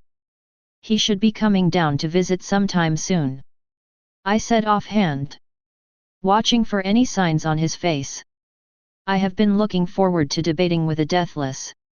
If only for the novelty of it. I don't expect I could sway his mind, especially not if I request for some of his people to follow behind with me to what he would consider a time-locked enemy. Not a single blink, either he was the world's greatest actor, or the chosen really didn't know anything about what had gone on. No. Not the chosen as a group. It struck me then, all at once. The obvious. I've been so stupid all along. Correctly suspicious, but of the wrong man, exactly as the enemy had hoped for. Legis was the public leader of the chosen. The charismatic man with a dream and passion to follow it to the ends of the earth, like a pipe weasel chasing down a rat. But there was one man who really ran the operations while the priest was the public face. Arms crossed across his relic armor, standing in the priest's shadow. Always calculating the numbers. The logistics officer, the captain of the Undersider Knights. The one currently roaming outside, free, with a small army of relic knights under his command, directly in contact with the slavers and raiders in a supposed skirmish against them. If the slavers had somehow managed to sneak into the clan, with no sign of any airspeeder for any of them to stow away, then there had been another path into the clan colony. And the only other way was the underground. The machine-controlled underground that no man could cross safely in all of our history, and had always been considered a footnote. Until now. The chosen knights hadn't yet been spotted returning from their mission. It wasn't because they'd been delayed. They were already here. Book 3, Chapter 3, Self-Delusion, T. Tarath tapped a foot with impatience, legs crossed as she sat in the simple seat. Fabric surrounded her, obscuring all view around. A rough artificial weave that constructed the white tent. Before her was a small table, and a single chair. More for formalities than any practical use. Today she needed results. She needed to focus on her task and stay the course. Life had been simple as a spider, her existence was filled with small bursts of short emotions and rational thought. Now, it was all too complicated. Her first order on returning to her body had been to send her chosen into the walled city. All of them, every man, woman and child that remained. Her second had been to obtain a new set of blades. The savages had looted her old pair off the dead shell. She brought up the record of recent events, watching again as everything replayed before her. Standing before her chosen, while they idled around the small camp they'd made. They looked shaken when she'd told them she wanted them gone to the city. No, not just them. Tarath rewound the record, and watched again. The runners flanking the camp also seemed to flinch at the order. She hadn't noticed this the first time. Paranoia crept into her mind. Those runners had been exposed to the chosen for some time now. The children had been the ones most receptive to the terrifying runners, getting used to their presence enough to start using the machines as mobile jungle gyms, swinging from their arms or ribs. The rest of the adults seemed far more hesitant, but at least the earlier outright fear had largely gone. The runners had been curious about the humans. Staring at the children as they scurried around on their shoulders. Observing. And standing still the whole time. This pack of runners had escorted the humans as close to the city as possible before the humans needed to walk their own path, lest they be spotted walking with machines and ruin the plan. She hadn't paid enough attention at the time, simply moving on to other tasks and burying herself in the work. None of these runners had been directly ordered to escort the humans. They'd done it on their own. Was this how it started? Would these runners rebel against her orders eventually? Would she need to break them? She didn't want to. Didn't like the thought of that. The part of her with sense and reason whispered to destroy these runners early, before anything could happen. Quarantine them from the others, and rip them apart just in case. This would be the logical and safe option. She could always replace these runners. By taking the safe route, she would minimize any possible trouble in the future. An optimal choice. She flagged these runners into her logs as potential dangers, and did nothing else, hating herself all the while for ignoring the voice of reason. For being too weak to deal with these issues decisively. The only resolution was to hope these runners never went on to rebel against her commands. Perhaps they wouldn't. Perhaps they needed far more exposure to the world before anything happened. She could hope. Yerob had carried an older woman in her memories, setting the elder down carefully, almost gently, while she grumbled the whole time on his treatment. "See you again soon," he said, bent down low, violet glowing eyes obscuring the cameras staring at wrinkles. "Be safe. With all the rotten luck of the gods, I'm sure I will see you again." "Not sure about being safe, that's just asking for it," the old lady said, waving a long spoon as if it were a wand. "I'm expecting that you learn to stop burning things the next time I see you. We don't eat lumps of burnt charcoal when we cook. You understand? Coal. Bad." The runner moved his head up and down, body following slightly behind the exaggerated movements. An emergent gesture this pack of runners had begun to use. It signified laughter. "Coal. Bad. I will be good. Tamari remained at Taratha's side. The girl reached a hand out and grabbed the feathers gently. You sure you'll be all right without us? She asked. You've seemed really tense after the tower was taken. I will be fine. Tarath lied, taking her hand back. See to it that the people merge with the rest of the refugees from the tower. The humans will not know how to find you yet. Many won't even know there could be traitors in their ranks. This is the only time we will be able to infiltrate the city before word spreads. The human girl nodded, holding the bag of keys and encryption passwords tighter. They'd recovered a lot from the tower and plenty of dead men no longer needed any of their funds. With this, Tamari could afford to run an operation inside the city. If she was quick, she'd recover all the funds before the leaders could clamp down and trace where the money went.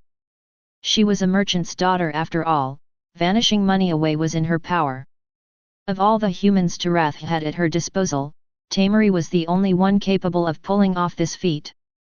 There was no choice but to send her away. Tarath knew that. That weak part of her screamed to keep the human here anyhow. She could send all the others away, but at least keep Tamari here with her. The girl had given her plenty of advice that had turned out correct and well used. There were others in their ranks that could do Tamari's job, and she could write out instructions ahead of time. She shut that part out with an effort of willpower, grinding her teeth. She had to focus. These thoughts were the enemy. An insidious corruption in her core that she couldn't find and expunge, her very mind warping her thoughts. The only defense she had was to be aware of these thoughts and resist temptation. She'd been ignorant of their slow and steady rise up until they caused her to directly disobey orders, but now she was aware and wouldn't fail again. Sending them away isn't going to change anything inside you. Tencent said at her side, idly leaning against one of the tent's inner pillars, forcing her back out of her memories. All you're doing is pushing away the problem. Not dealing with it. Shut up. She hissed. They're an undue influence on my train of logic. I need them out of the way. So that's what you're telling yourself? Or are you worried that you'll be forced to order their executions? Sending them away to keep them safe from yourself? So that you can't harm them in the future. Tarath flinched. The human delegation is coming and I need to convince them to surrender. She shot him a glare. Isn't this the best course of action from your point of view? If they surrender, no humans have to die. Shouldn't you be helping me with this? Tencent raised an eyebrow. I see better ways to do the most good. I've become aware of a different path. How quaint. Tarath sneered. And what path is that? That's for me to know. I can rip any thought out of your head, anytime I wish. Remember, you serve me at my leisure. Try me. Tarath snarled and reached a hand into the soul fractal. Not to take the skills he had, no, she went deeper, reaching for his very mind. You think you've gained some pittance of power? Everything you have, is what I've allowed. I'll show you how powerless you really are, human. Digital strings connected to the fractal.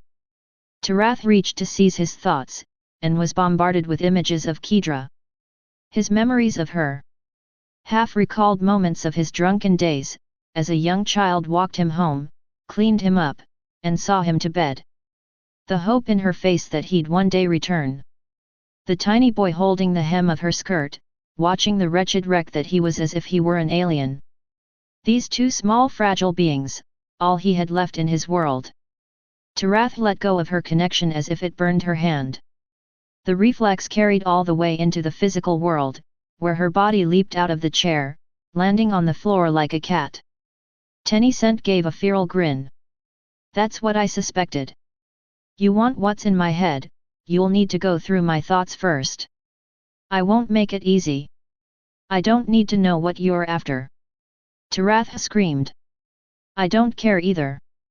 You're a ghost locked up in a cell I hold all the keys to. Your days are numbered the moment you are of no use to me. Do you understand your place? That made him laugh. like a kitten attempting to be threatening. Meek and small. Hissing at the air. You don't fool me, Wrath. And you're not fooling yourself either, not for long. The end is coming for you, and you'll have to make a choice. One day, it will cost you too much. Wrath promptly grabbed the soul and threw him into the cell, closing the door and making sure it was locked. He dissolved in the air, leaving the small tent alone.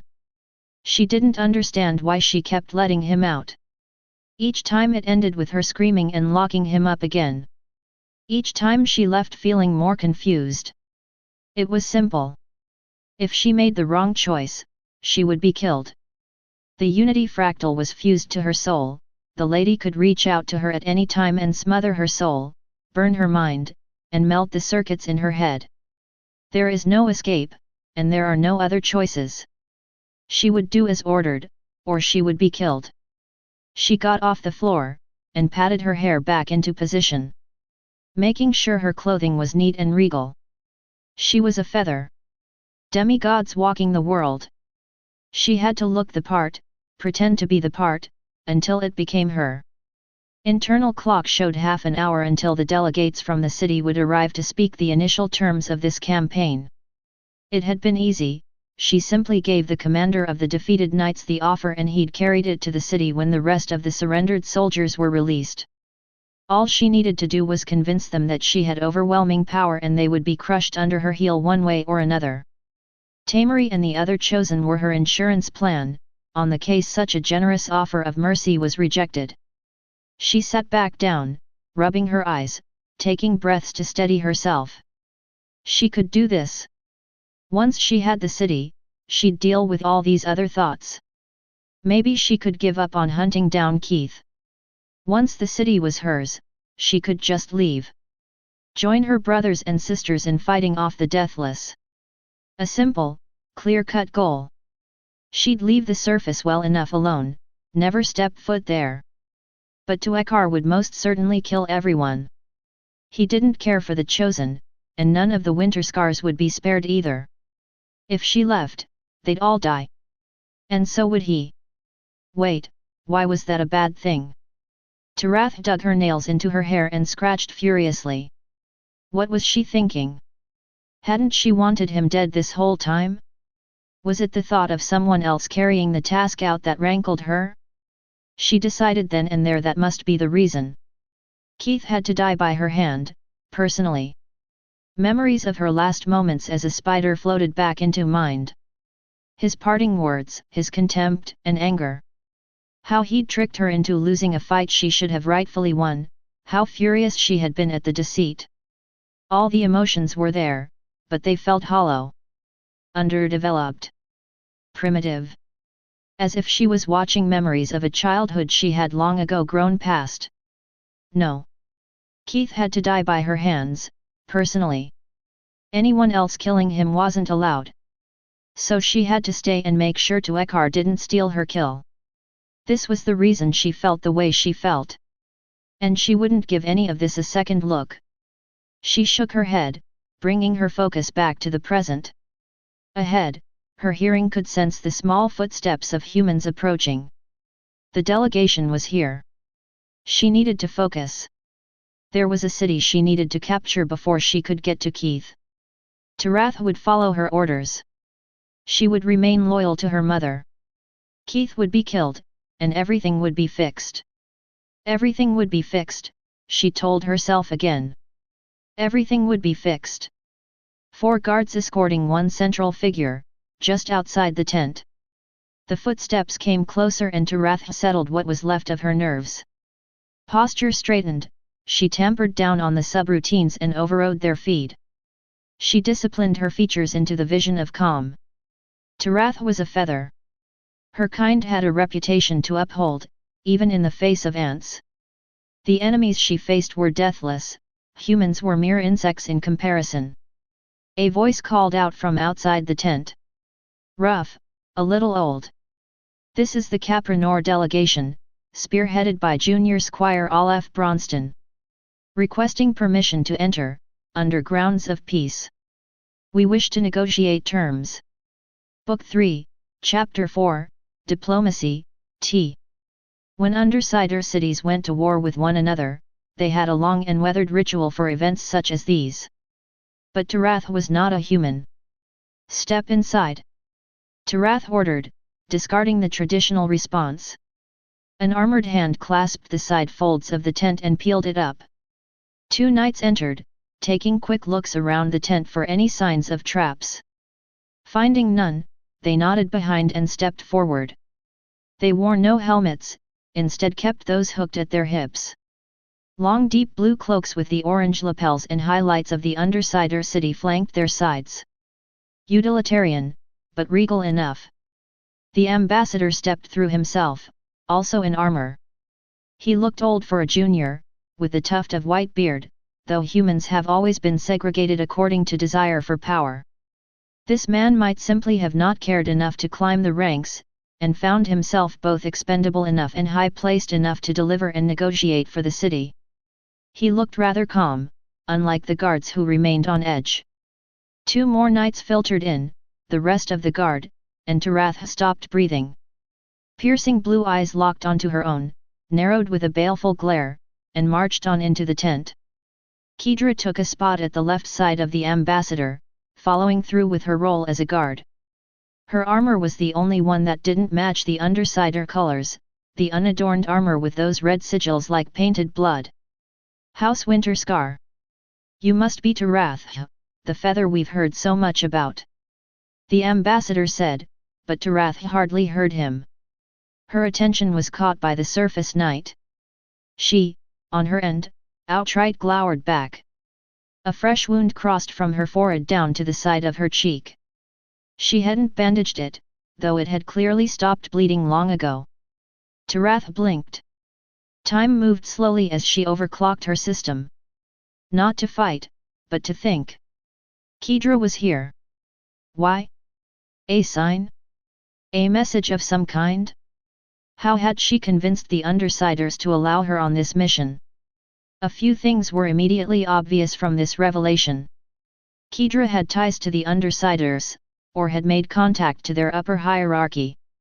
As the Winterscar Prime, that's to be expected. But given her stature as a diplomat of her own, they wouldn't have sent her on a mission like this one. She must have demanded to be on it. Tarath could understand why Kedra might have wanted to come. To deliver a message, or speak in private. Or simply see the face of the enemy. But she couldn't understand why the Undersiders had allowed it. She was missing something. She snapped away the thoughts. The surface girl hadn't said a word, instead taking position as a guard. It was clear any message between them would be done once the official business here was done. Time resumed. The ambassador continued speaking. Commander Rourke returned to the city safely and delivered your initial terms. We've come here to negotiate. To whom am I addressing? You address a feather of the Pale Lady. I am Tarath, the one who remembers and transcends her history. The terms I sent were generous enough, negotiations are not needed. A lie, but she'd studied books explaining negotiations. It was custom to begin with an offer far above the expected settlement. Tamari had taught her all about haggling. Complete surrender of the city can't be done. The ambassador replied bluntly, as she expected. We can't trust that your army will not turn their claws on the citizens once we've destroyed the pillar.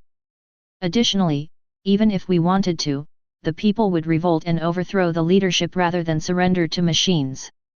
I have given you my word that my army will not seek to kill should you offer a surrender. So long as your citizens kneel before the Pale Lady and swear loyalty to her, I will not seek further damage. Previously, I have kept my word to the letter and spirit. This is no different. The man tapped a finger on the table. See, that's the issue. Your past actions have shown great honor and respect. Of that, I can agree to. However, once the city is under your control, that would be the end of the campaign. You don't need to earn any kind honesty if the war is over. So there is nothing tangible that stops you from turning on that word. What would happen after? We'd all be dead, nobody to tell the story to anyone else about how you betrayed your words at the last moment. He tapped his finger on the table again. It's all theoretical anyhow. The city cannot surrender, even if we wanted to. Explain. He turned to glance at Kedra for a moment, then back to the feather. Surface dwellers follow a form of government that resembles a monarchy, with an inner council of advisors who are picked on merit or blood ties. Undersider city-states generally do not follow such a central form of government. We run on a democracy. The city is divided into 3 sections, and each section votes for a consul to govern in their name. This means the source of power comes from the people. If the consuls make an unpopular choice, and are unable to defend it, they will be replaced. This is what's likely to happen if we returned with signed agreements to hand over the city. The people would put a vote of no confidence and elect a new ruling body almost immediately. He folded his hands together, sitting primly on the chair. So we need to come up with new terms that the city would accept, if any. Offer me something. She said, hand raised, head tilted. Why do you want to take the city? He rebutted. The cities stood for centuries without machines going after it to this degree. What's changed? If I am to find a possible negotiation point, I need to understand what the machines are hoping to gain from all this. Tarath considered direction. The Winterscar was here. If she stated the true objective, she wasn't sure what would happen next. Saying that they didn't care about the city itself, only that they were to block all aid or shelter attempts for a broken surface clan would certainly cause a ripple. Perhaps Kedra would retreat, and find a way to warn the clan. That would become Tuekar's problem to deal with, which she knew would eventually become hers again. What rotten luck that the surface knight was here and held in esteem enough to command a spot. The pale lady wants the city taken. She said. I have been given an order. I will carry out the order. Leeway was given to me in how I do so. It is within my power to spare your city. Or I can destroy it. The pale lady? By chance, do you mean the violet goddess? She goes by many titles. This is one of them, yes. The man looked down, perplexed. You know, I never thought the Imperials had it right all along about there being an enemy goddess. Always subscribed to the Puritan ideals, that you lot were just rogue machines gone wild without anything at the helm. Nobody could ever confirm anything, of course, not like machines talk to us like this in any recorded history. Well, if anything, I thank you for settling an age-old debate. Tarath tapped the table, waiting. I did not come here to educate you on matters of truth. I came here to hear your surrender. Do not waste my time, human. The man sighed. This pale lady that's behind the machines, why does she want the city taken?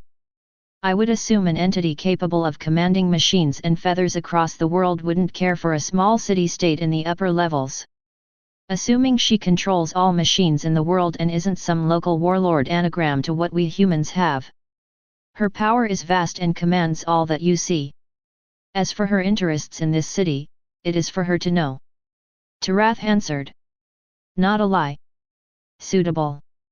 Without knowing the objectives, it's difficult to negotiate anything. He paused, waiting for an answer, but Tarath remained silent this time. The man rubbed his trimmed beard in thought. I've been authorized to offer a few counter-arguments. The first of which would be a treaty between the machines and the city. We can promise to withdraw any hunts for power cells. Instead, we'll use caravans to power our current stock from the surface. We're close enough for that to be economically viable. That is of no interest to me. Tarath said. So the machine hunting that the city does isn't what's caused this aggression. The feather shook her head. I have been given orders to either subjugate the city, or see it burned. If possible, subjugation would be preferable and easier. If that is not possible, I will be forced to raise your city. He frowned at that, calculating. Is this some kind of field test your pale lady is trying? This is the first we've ever heard of machines demanding a surrender. Your kind don't usually negotiate anything. There is no test. And I tire of these probing questions. Don't think I haven't noticed what you are doing, human.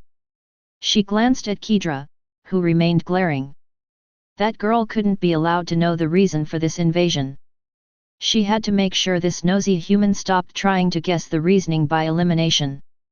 The lady's intentions are for her to know, and for me to carry out. Question again and I will end this meeting and any chance for peace. This isn't going to end the way you're hoping for. The diplomat said. We're not worried of the city falling. You picked the wrong place to siege. We've got a legend stationed here with his mercenary corps General Zhang.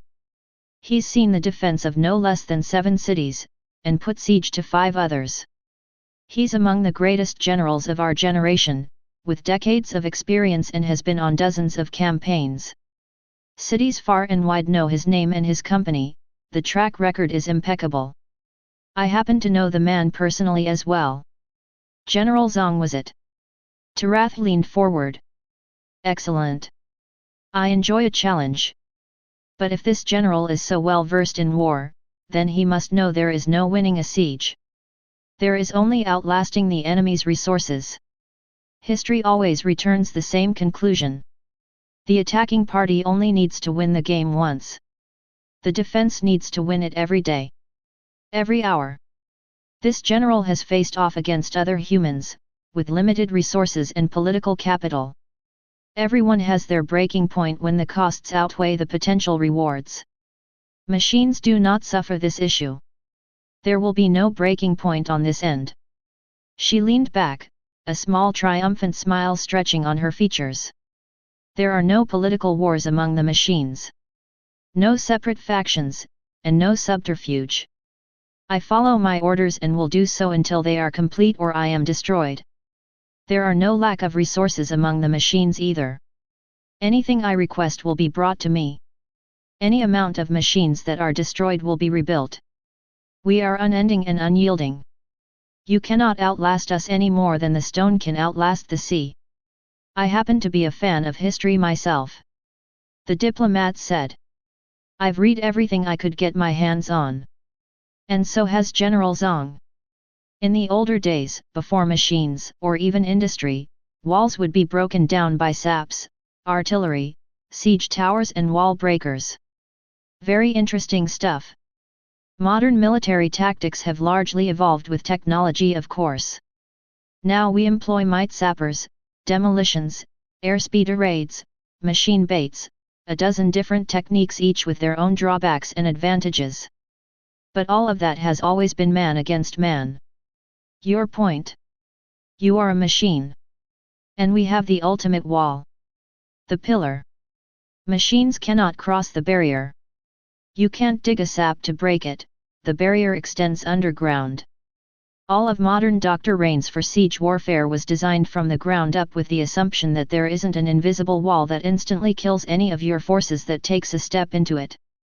There are many cities that have fallen to my kind despite having such defenses.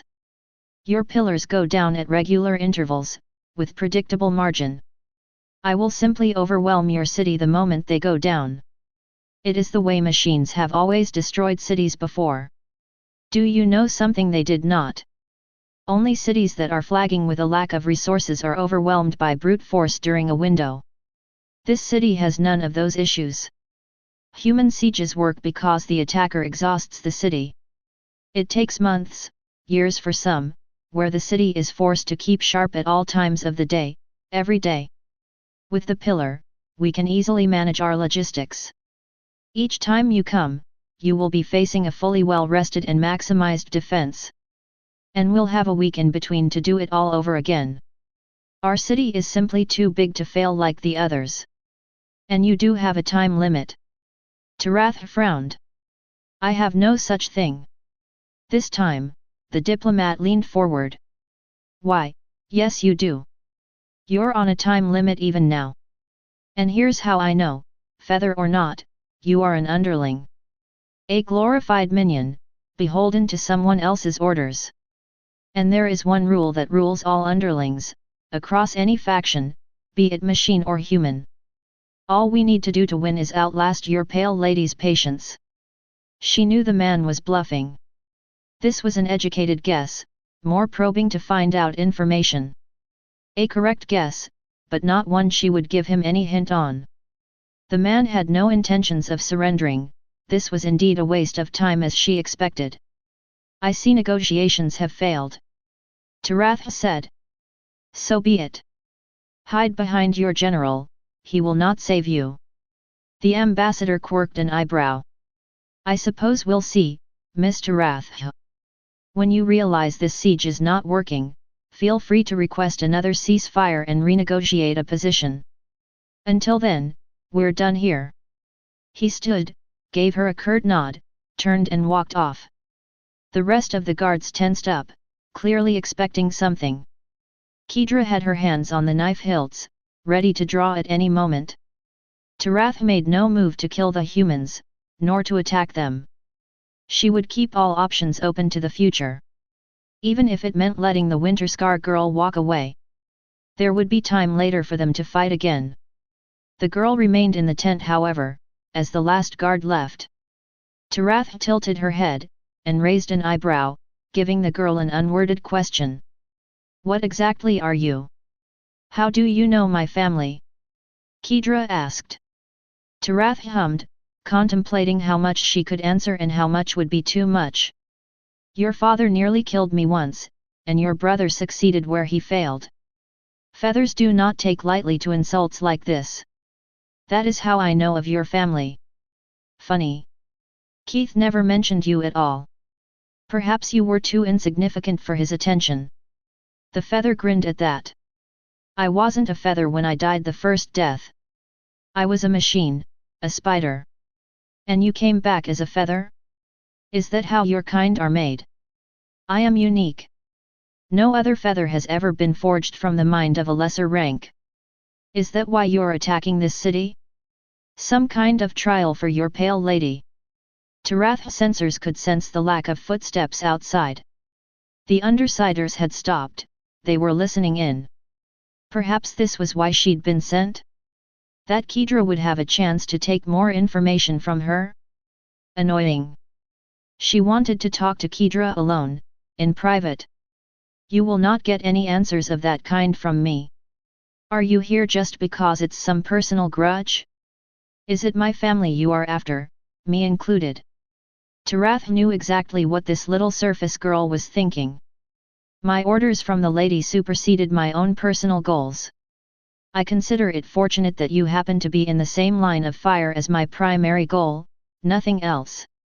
So no, I will not cease to attack and take this city, even if you attempt to abandon the people here in some misguided heroic sacrifice. Kedra didn't seem surprised for a moment at that, instead she went right to the next question. Why, of all people, are you holding my father prisoner? Who better to use than the one that was once my most dangerous foe? There is poetry to it that I appreciate.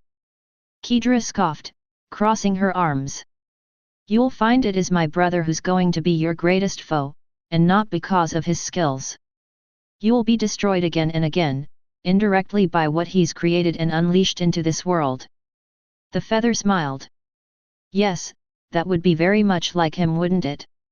He cheated the first time to kill me, you know? Didn't fight fairly at all.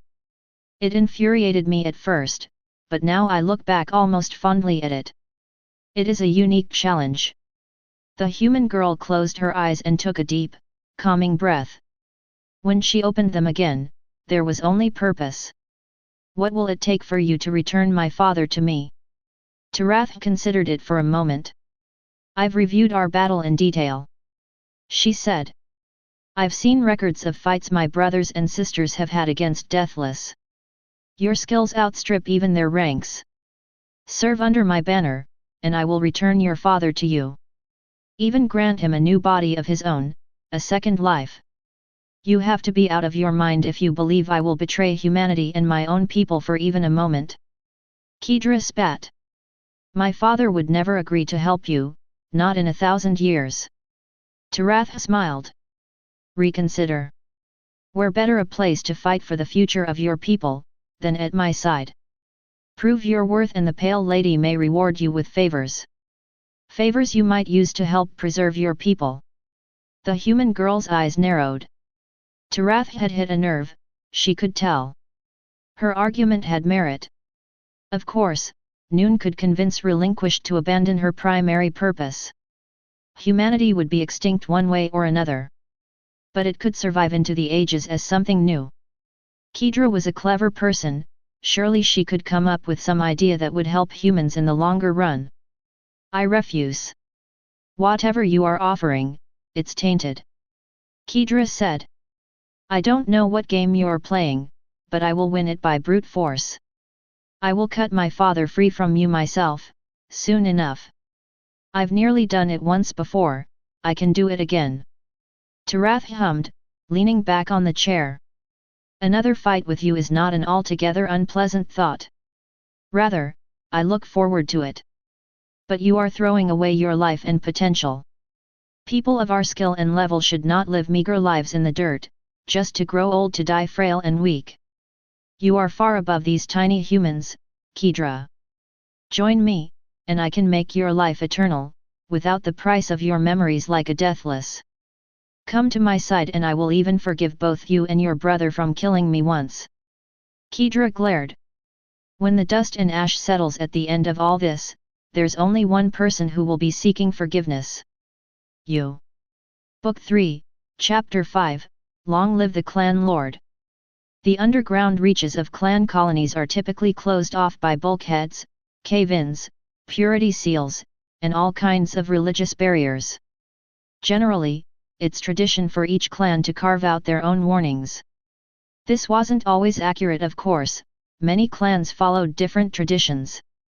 Anywhere from having their own unique markings to copying the previous occupants.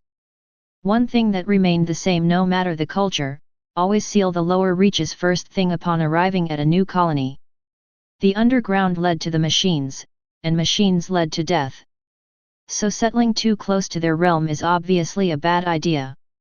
But once bulkheads and seals were put into place and people knew where they could mark their land and where they shouldn't tinkle on the walls, life would settle down and people would forget about the lower reaches.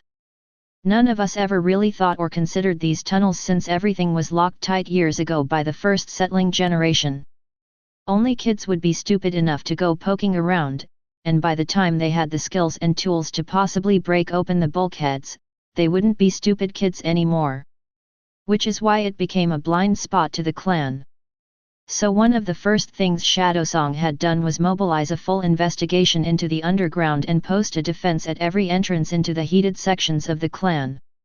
One thing was sure, they wouldn't catch us with this trick again. Ironreach and I walked through these old tunnels, headlights illuminating the warning sigils and old history laid down by long-dead ancestors. You know, I was never good at drawing. He said, one armored glove trailing on the side of the wall over the chiseled art. When the clan moved into this colony, I had a friend of mine picked to go down here and draw things. She told me all about it. Massive project. While all the Reachers were busy fixing up the colony integrity, her job was to make something that would spook any kid trying to come down here. They had an army of artists from different houses and even castes to do the job. I'd say they did a pretty good. I said, my own headlights illuminating the different murals. They were outright terrifying. Skulls and bones were too easy. The artists here made things that seemed both alive and dead at the same time. Something that truly felt alien and unnatural. I don't know how they figured out the perfect designs to send a chill down my spine, but leave it to artists to do it anyhow. A friend of hers was tasked to write warnings down. The art scares off the kids. The writing's what keeps the adults away. So far, I've counted 12 normally worded warning, 3 omens, and 7 curses. Writers went with the shotgun approach. Noise ahead. Cathita said into my helmet. Eyes sharp deary.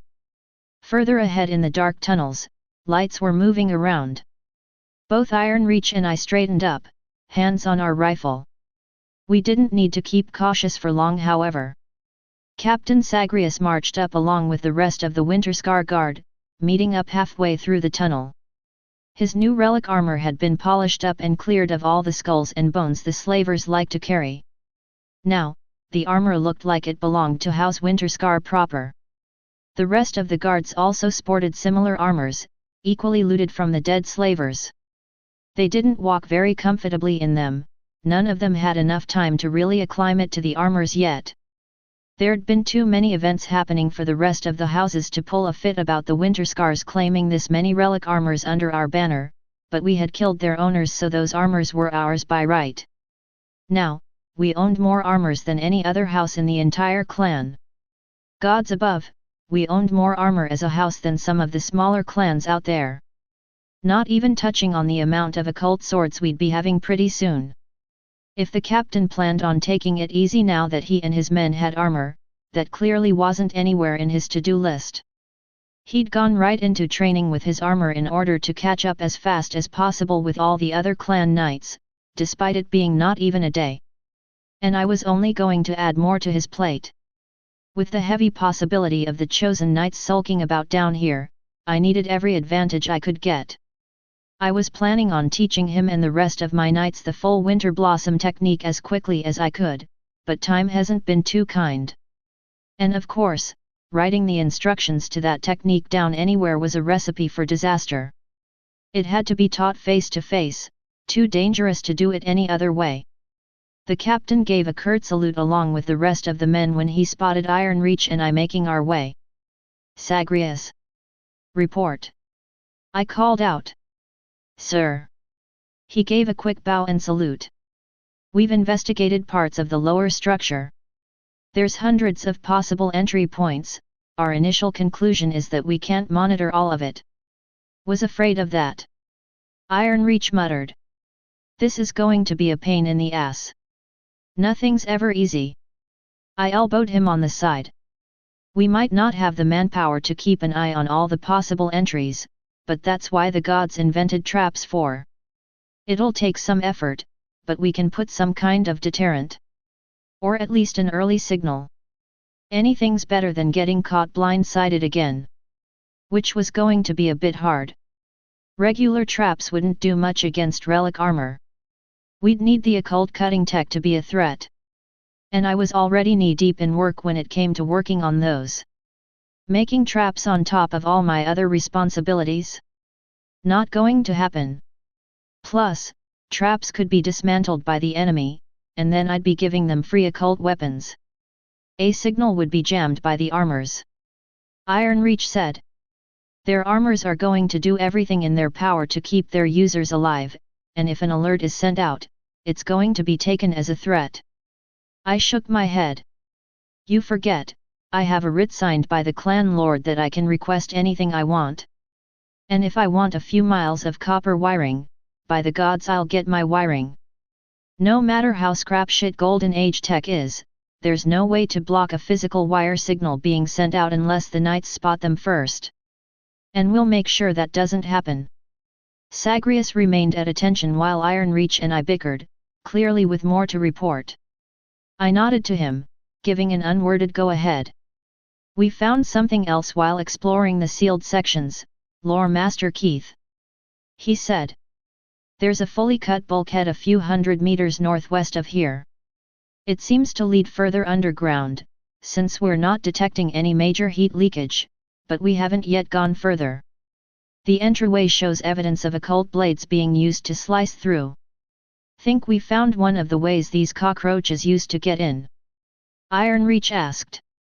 Probably more of them all over the place. We could bring night breakers and other equipment with us and explore those tunnels. I said, thinking out loud. Even if we run into machines, we should have the proper gear to handle them now. Especially if we have this many knights in our house for the expeditions. Ironreach hummed. Not a great idea. What? Why? What if we find them? He said. What if they're all huddled up in some smaller camp under us having a few drinks over a campfire, and we stumble on all 23 chosen relic knights? Besides the awkward silence at the start, all we'd have is a few dozen men and some extremely dangerous technology. Sure, we'd give them a black eye with all that gear and make them pay for it, but it'll end with them having their mitts all over our stuff, and hand back all the armors you won. Plus, all of us dead. What if we send relic knight pairs from our elite? Have them sneak around the lower reaches until we find sounds of life. The elite's Iron Reach hummed again. Suppose if it's a small group, they'll probably be able to slip through anything. They can sprint faster than anyone else could, so they'd be able to get away from any engagement. Can't think of a reason to veto that. I waved at my captain, looking for an answer. Sagrius shook his head. It's an uncharted maze the further down we go. In order to find anything, we will need manpower. My men and I are prepared to fight machines, even without our occult gear or armor, Master Keith. Say the word and I'll organize a deep search. No, that's an easy way to lose men. We can't just send out anyone into the tunnels without the gear to survive a possible machine or chosen ambush. I said. The days when manpower was cheaper than gear is gone now. And even if gear was more valuable, I still don't want to waste lives like this. The tunnels under clans were a glaring blind spot, come to realize it. After centuries of simply closing them off first thing and writing off the underground as night-only territory, we'd grown accustomed to repelling invasions over the surface. No one faction is going to send their few knights underground, to appear surrounded in the center of the enemy stronghold. I suppose exceptions can be made if you're not a single faction but multiple factions of slavers all pooling resources together to make a force large enough to survive the underground passage. Or have a deal with the machines.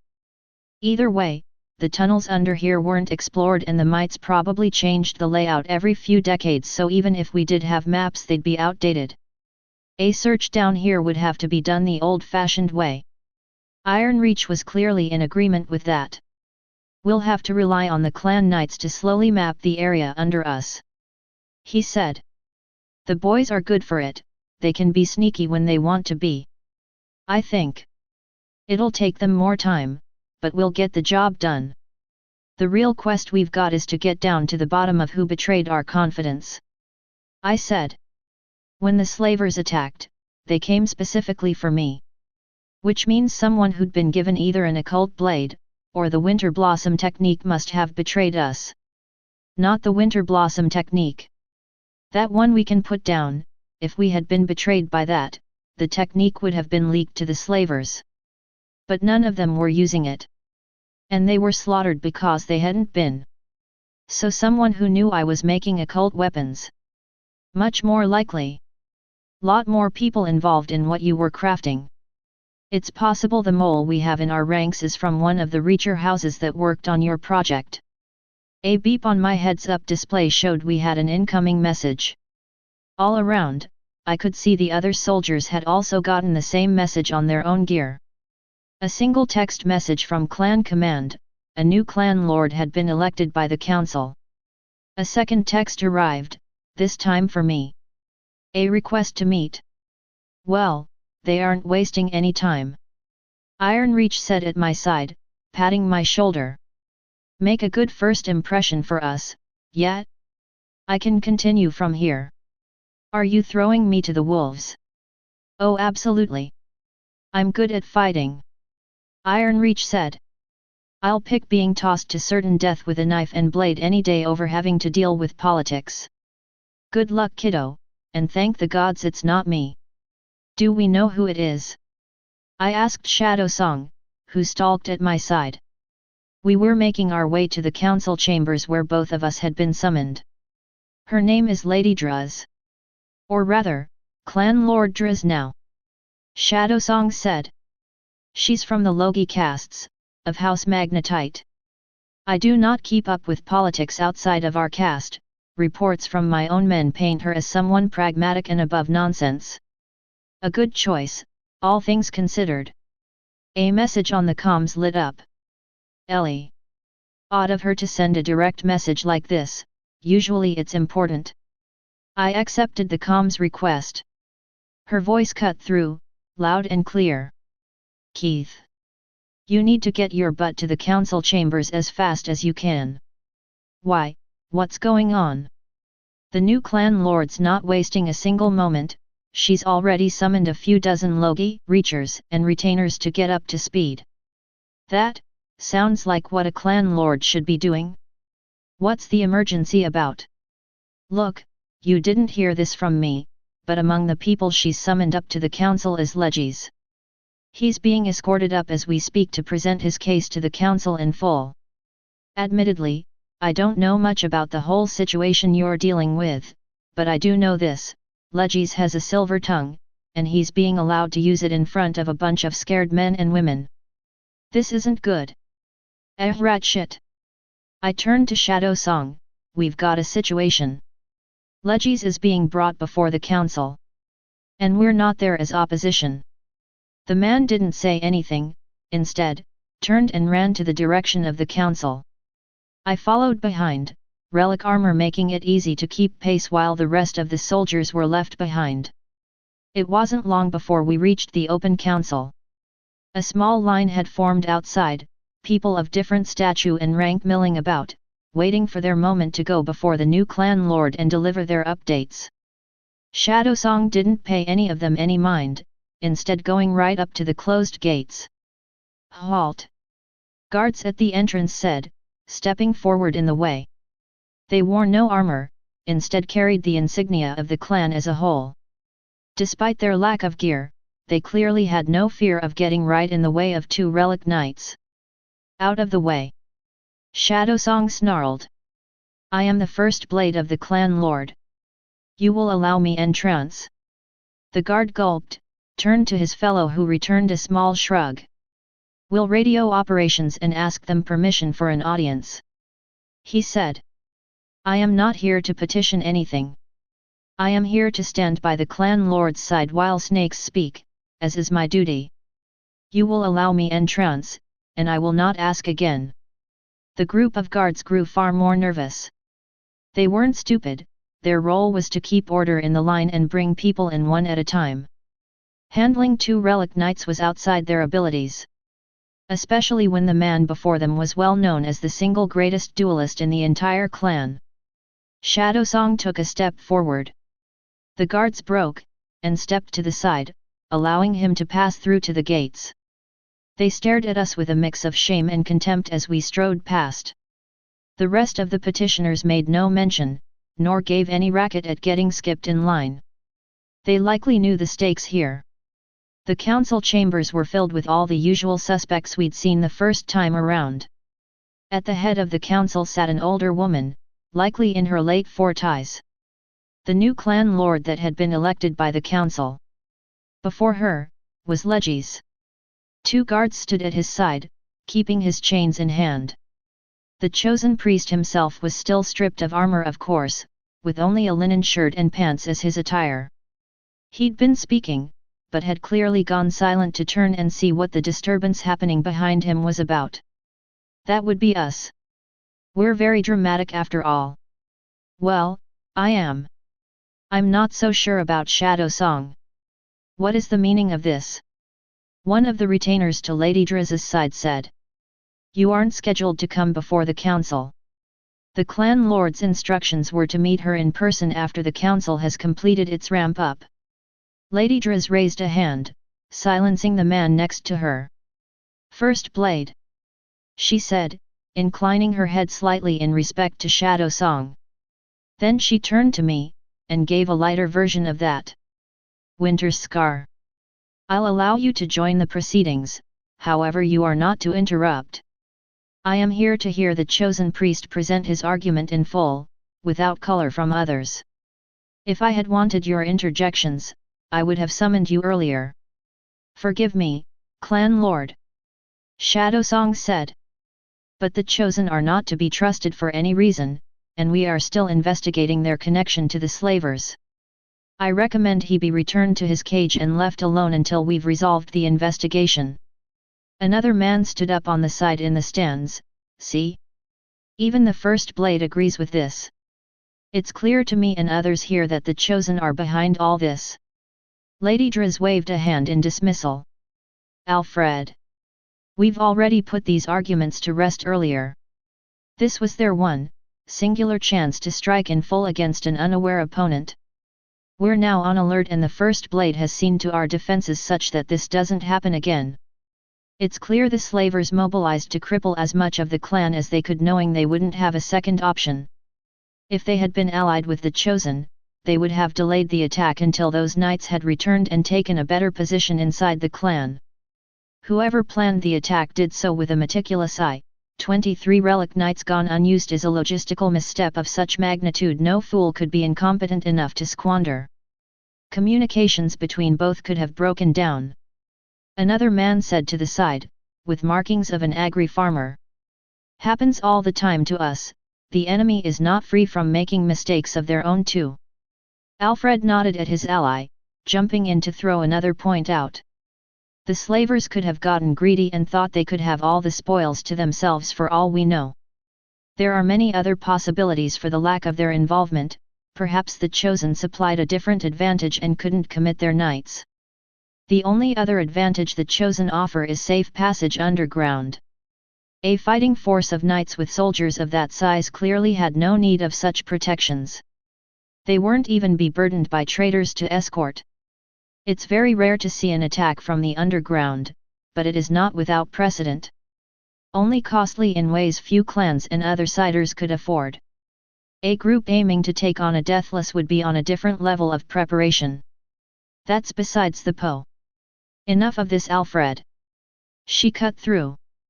We have already ruled their alliance as low probability given the evidence we have at hand, and within the margin of my decision. I will not allow fear and paranoia to cloud our judgment. The Chosen are indeed strange, but do not let fear of outsiders turn our people into a bloodthirsty mob. There were more rumblings in the room. Some people clearly agreeing and others on the opposite side. Alfred sat down slowly, perhaps in our attempt to remain unclouded by fear and paranoia, as you so put it, we may have overcorrected, clan lord. The agri farmer next to him spoke up again, clearly not done yet. What about that sword that killed Lord Atius? A weapon that kills deathless is something only machines would care to make. The Chosen could have supplied the slavers with such a relic. I know it might be a stretch, but the possibility is there. Legis took to the stand at that, raising a hand up and turning his eye to the man on the stands. He waited a moment until the room looked at him, and the clan lord waved a hand to offer permission. We have no ties to warlock guilds that could supply us with occult weapons, as I've said before. The machines are not hostile to us, but neither do they assist us. They are simply neutral to us now. What we have are our stockpile that we took with us on our exodus from the city. A stockpile we are willing to share with the clan, I remind you all. Are we to believe the enemy? This man lies with every breath he takes. Alfred said, pointing and frowning from his seat. Lady Draz sighed, there is no faith, only calculation. The slavers attacked with precision and planning. It would be a terrible oversight to not have any plan on handling a deathless. Given the massive scale and logistics of this coming attack, it's well within their means to purchase relics from the warlock guilds. Especially weapons of legend, if their opponent is a deathless. It's more likely the availability of such a weapon was the seed that made them think they had a chance at attacking the clan in the beginning. All right, that's a potentially fair point. Warlocks aren't exactly great friends of the deathless, given that they both use occult arts, or so I hear. Shadow Song shook his head, interjecting. What if our accusations are true and the Chosen have conspired against us? Can you afford the chance of being wrong? First Blade, we are talking about 23 relic knights. An entire clan's worth of power, or several smaller clans pooled together. The slavers are ruthless, but they are not stupid enough to leave such a massive advantage to waste. The agri farmer in the side of the council seats hadn't yet sat down.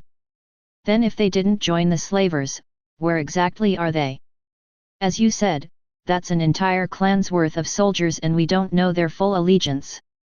Shadow Song makes a point, we can't afford the chance of being wrong, we should purge the Chosen from our ranks just in case. Lady Draz shot the man a glare. It is my profession to weigh odds and plan contingencies, I will remind everyone here that I was elected specifically for this skill. My ruling stands. Do remember I have to take into account both the immediate outcomes of all decisions as well as the future impact to relationships the clan has with other clans.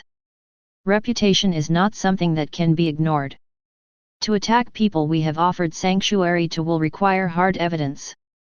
The chosen knights are well within the margin of delay as we speak, and upon reaching clan communication they will be ordered to stand down and remain separate from the clan. As per our last discussion, we will use their priest and people as hostages to balance out, hence purging them actively removes a card from our hand. Should they have been traitors, a handful of civilians and a disarmored priest is hardly a threat. Our rail cannons can easily deal with their airspeeder. All possible outcomes, including them being traitors, has been accounted for with the current verdict. Their objectives might be more nuanced than we believe. Shadowsong said, taking a glance at me. I have evidence that might change the balance. Actual hard evidence, or simply possible points of unfounded data that you've strung together to fit your theories. Shadowsong pointedly didn't answer that. These matters are too sensitive to discuss in the open. With respect, Clan Lord. She turned to level a glare at Shadowsong. Respect is the last thing you've shown thus far. This is not how a First Blade should act. I expect you to enforce my decisions, not openly question them. We will speak later in private, as planned, on time following the schedule. Shadowsong's hands clenched and unclenched a few times before he nodded and made his way to a nearby seat. I sent him a message through direct comms. How the gods did Legis convince them ice isn't cold? Shadowsong scoffed. She's a Logi. Their kind only think in numbers, probabilities, and costs. She's weighed the potential cost of being wrong and decided it's worth the attempt like a true fool. This reeks of politics and Logi grandstanding. A retainer would have made a decision and committed fully to it, damn the lost benefits. But not a Logi. They want a solution to every possibility rather than taking a conservative and rational stand of purging the chosen completely, and worse, they want to be right at all times. Stubborn to a fault. Shadowsong took a look as the last of the council members was refuted and forced to sit. It seems the faction that strongly believe the chosen to be tied to all this are a minority. This does not bode well. Legis looked back at us with an impassive face, before turning back to the clan lord. As I was saying, the raiders are not going to stop. They've spent too much resources and time into this attack and there is no aborting it for any reason. Now that they've begun preliminary strikes, they will continue to do so again and again. You need allies, and the chosen are available to help. We wish only to assist. The new clan lord waved a hand in dismissal. You've spoken in length that the chosen can assist. Give me specifics. Nebulous promises and gilded words are nothing to me. I need tangible requisitions that can be organized and put to use. The priest nodded. My knights can remain outside the clan, and intercept possible attacks. As I've mentioned, we can offer occult weapons sourced from the underground that we've collected. Additionally, we can make use of the might forges that even undersiders are hard-pressed to take and hold against the machines. With these forges, organic matter can be generated, food, medicine, even healing grafts. And might forges can create power cells wholesale, which can then be powered on the surface easily. But the greatest asset we have is not in materials. The clan lord quirked an eyebrow. Get to your point, priest. I have taken quite a leap of faith in allowing you to present your arguments first as to avoid bias. Do not make me regret this kindness. Understandable, clan lord. I'll be to the point, what we offer is a way out. I have confidence your clan is prepared enough to stop the raiders, or at least heavily stall their war effort. However, are you confident enough to gamble without any hedge? This is what the chosen can bring that none else can. An escape should the worst come to happen. The slavers were able to come from the underground due to size of force letting them fight off the machines. As we know, they had an army of knights and each of their soldiers was armed and combat trained.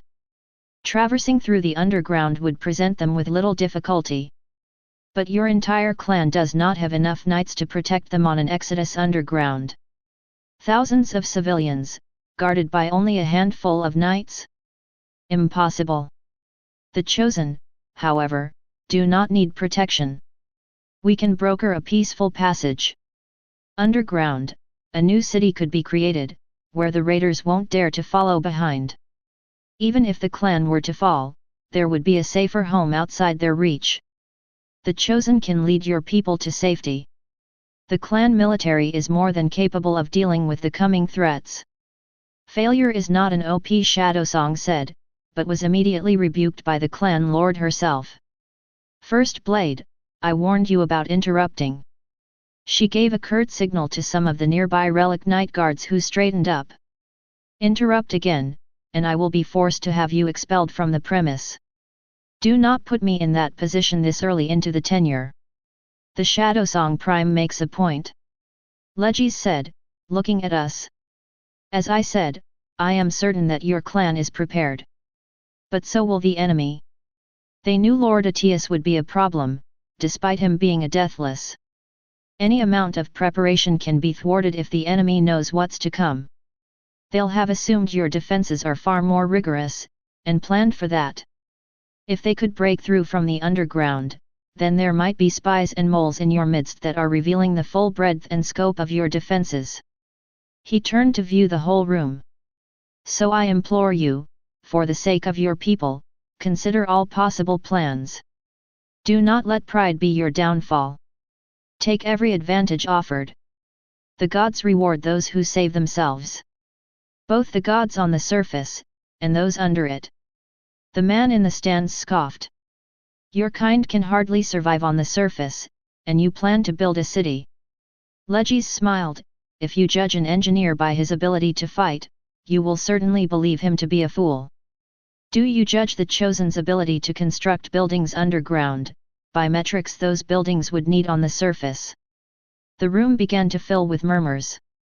Lady Driz's features were a mask, however, I couldn't tell anything from her impassive gaze. But one thing was for sure, she hadn't dismissed the priest outright. Explain to me in more detail, this contingency plan you've been considering. She asked. Book 3, Chapter 6, The New Prophet. The doors to the inner chambers opened. Shadowsong stepped out, walking with a slow gait. Well? I asked. How did it go? He glanced at me, then shook his head. Lady Driz is a Logi. She's reasonably convinced, rightfully, that the chosen are involved in all this. However, she's logged on those damnable sheets they're both innocent and guilty at the same time. Innocent and guilty? That sounds like Logi logic, all right. Let me guess, she's making plans for all outcomes. I asked, taking steps to his side as we walked out of the council chambers. He nodded solemnly. I've tried to argue that it would be safest to simply expel the chosen completely, but the clan lord has selected her judgment. What's got her so stubborn? Is it politics or some outside scrap shit thing that's keeping her hands polite to the metal worshippers, or that only hard evidence is going to make her change gears? In a manner of speaking, the latter. Shadowsong said, taking a step into the more public streets. Our talks remained encrypted in comms, so we felt no true fear on being overheard. Not that anyone can hear anything anyhow with the sheer noise of the clan humming around us. Tradition can be waived, albeit with costs, but none that she isn't willing to pay. What stays her hand is that so long as there is even a slight chance that the chosen are innocent, what they offer could save the entire clan should the worst come to happen. Two last hopes are greater than one. That is the only protection they have according to her scale. To get her to change orders, we either convince her this chance of the chosen following through on their offer is not going to happen, with certainty, or we convince her the chosen are too large a threat to warrant one possible clan-saving backup plan. Push the scale too far the other direction. Which might be a tough sell. I don't think we can find evidence that the chosen plan to withdraw their help if the moment comes. I said, thinking. It's not like we're going to get Legis to monologue his evil plans. Or find he's written it out somewhere and forgot to burn the letter. Would make everything easier though. Shadow Song strode forward, signaling me to follow behind. We were passing by the smithing houses. I knew the majority of those were tied up making aerogel foam boards for insulation. Those were apparently a very temperamental item to make, and the clan would need as much of it as possible to repair holes and leaks from explosions and other delightful events war brings with it. Why doesn't she see them as a threat? I asked. They're right on our doorstep, for God's sakes. The knights she sees as a threat. The other chosen are not. That, unfortunately, came from me. She asked for my analysis as first blade of their capabilities. It did not help the case I presented, but such is the truth. The civilians are in jail and unable to fight. The single knight they have available is Dearmord, and unable to fight. Their true fighting force should be considered a separate entity entirely. They have either already infiltrated within the clan, in which expelling the civilians would do nothing but waste possible hostages, or their knights are still outside the clan, to which they would be stopped a distance away and ordered to stand down or be shot by railguns. Compared to the raiders and slavers, they seem to be a footnote to the clan attention. And if they come from the underground like the slavers did, should we only be so lucky the enemy is that overconfident? Shadow Song said. Our knights would have immediate reason to attack and kill the traitors, as they're not supposed to be underground. It would be enough justification to push the clan lord's careful scale. We would crush them as well, and take their armors for ourselves. It's unlikely they would be so foolish shortly after the slavers were massacred attempting the same, with even the element of surprise in hand. What else did you tell her? You had to have mentioned me at some point. She's assigned more knights to bodyguard you, ones who wield the Winter Blossom technique. You've also been ordered to hand down knowledge to a select group of reachers and retainers, so that if you are targeted again, knowledge will not fade in your disappearance. You remain with the clan lord's writ of passage, and full support granted by Lord Atius previously. I take it you told her everything then. Of course I did. He scoffed. I am loyal to the clan. She's not only our clan lord, she's Logi. Of all people that need every scrap of information, it's their kind. They only make choices on hard data. Never instinct. No leaps of faith. I am simply frustrated by her train of thought. It will not prevent me from doing my work as First Blade. The occult and everything else. He nodded. Given your contributions, she's seen fit to allow your house to retain all claims to armors taken, despite that decision making House Winterscar lopsidedly overbalanced compared to the other houses. He reached a stop by the catwalks. Under us, the clan bustled with energy. Somewhere deeper under, the agri-farmers should be tending to the vertical crops, if I have my orientation right. Shadow Zong's hand reached out and clasped on my shoulder. This is a double-edged gift. The decision will not be popular for her, as she will not elaborate on why she's allowed an unprecedented amount of power accumulate within a single house. You'll hear an official writ soon enough. How you handle the fallout of public opinion will be on you, however. I gulped. Politics was something Kedra could dance around. I guess the sheer amount of armor my house has now makes any headaches coming my way worth it. He stayed silent at that, watching over the lights twinkling all around under us. So it may be. I have always found it grating to deal with people. You might have a talent for it, only unapplied yet. There are many talents, and we all have our roles to live for. A beat passed, and he shook his head, changing the subject a moment after. She's opened a line of investigation on finding out why the slavers would have willingly chosen to sacrifice nearly half of all their possible attacking potential, all for a better chance at taking you alive. There are holes in all the theories we have so far. Drass believes there were politics involved that hampered the slavers from the inside out, rivalry perhaps. But even so, they would still need some kind of strong motivation to target you specifically. I thought about it and quickly reached a few conclusions I had. If it had been them finding out I knew the occult, they'd need to have been extremely certain to throw away their plans with the chosen to catch me. They'd need to have proof. Did they get word of the night breakers? That's the only piece of occult tech I've built that anyone might know about. And there's only a handful, all in the hands of Lord Atius's most trusted. There's no way it's those who leaked the secret out. The Winter Blossom technique is also a possible prize worth fast-pacing their plans for. Can't be the Winter Blossom technique, I said. If they knew about the Winter Blossom technique, they would have to have learned it from a knight using it already, which means they wouldn't need me anymore, since that traitor would have already leaked the secrets. And the slavers clearly hadn't known anything about the Winter Blossom technique, or they would have been using it already in the fight. Come to think of it, they hadn't even factored it in when they came chasing after me. They hadn't known it existed. So if it's not the Winter Blossom technique, nor the occult, then why were they after me? Shadowsong shook his head. Dras made the same point on the Winter Blossom technique, albeit with a different conclusion. Rumors could have circulated and the slavers could have gotten enough evidence to prove you knew the secrets, but not enough to know how those secrets work. How's the clan handling the whole attack in general? I asked. Lady Dras must have also told you the overall situation from her side. He nodded. Half the council is reacting on emotion, mostly fear, suggesting extreme solutions. Anywhere from demanding a full purge of the chosen to outright abandoning the clan in an early escape attempt. Misguided fools at best. But fear warps the mind. And the other half? Overcorrecting against that fear. They believe their feelings are suspect and refuse to act on any of it. They tamper down on their gut reactions, and instead put more weight on the opposite.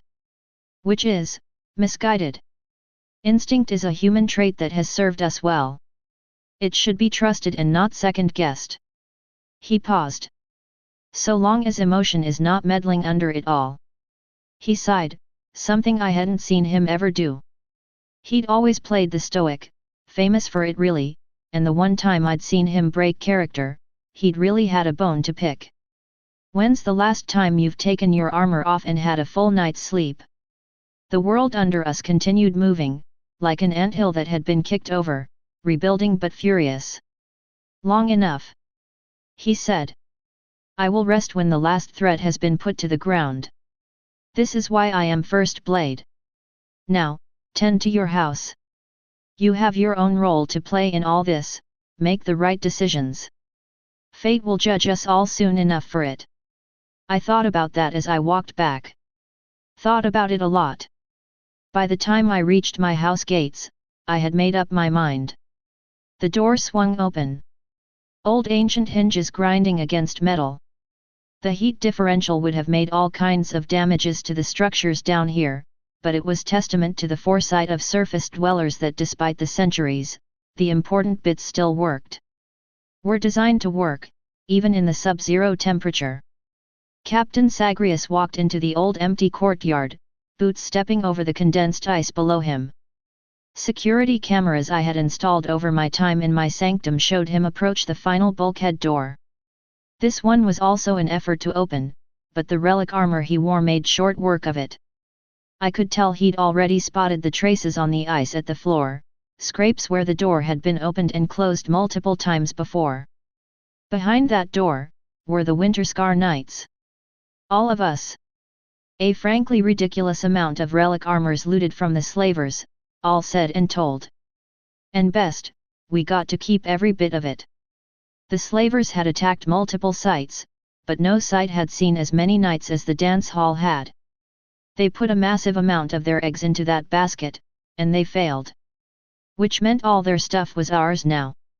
The hilarious part is realizing that at some point the slavers must have all gathered around some table to discuss their big plan. And were so spooked with Shadowsong's fame that they went with 4 times the normal amount of knights needed to put down a single duelist. They must have felt silly at the end of that planning session, overcommitting forces when other spots were stretched thin, and it still blew up on their faces. Goes to show, you can make all the right decisions and still fail. Today, I was doing my part to avoid having the same lesson getting beat into me by taking precautions and throwing some caution to the wind. Glad you made it, Captain. Unless my count is off, that's all of us now accounted for. No one followed you, right? I asked. He knelt down in a quick show of respect and shook his head.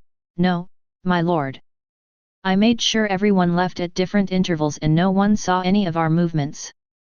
He rose back up, and closed the door behind him, sealing it. I'm not a deathless. I said, again. I've told them multiple times now, but they're all still caught up in calling me a lord whenever out of anyone else's sight. The common soldiers too.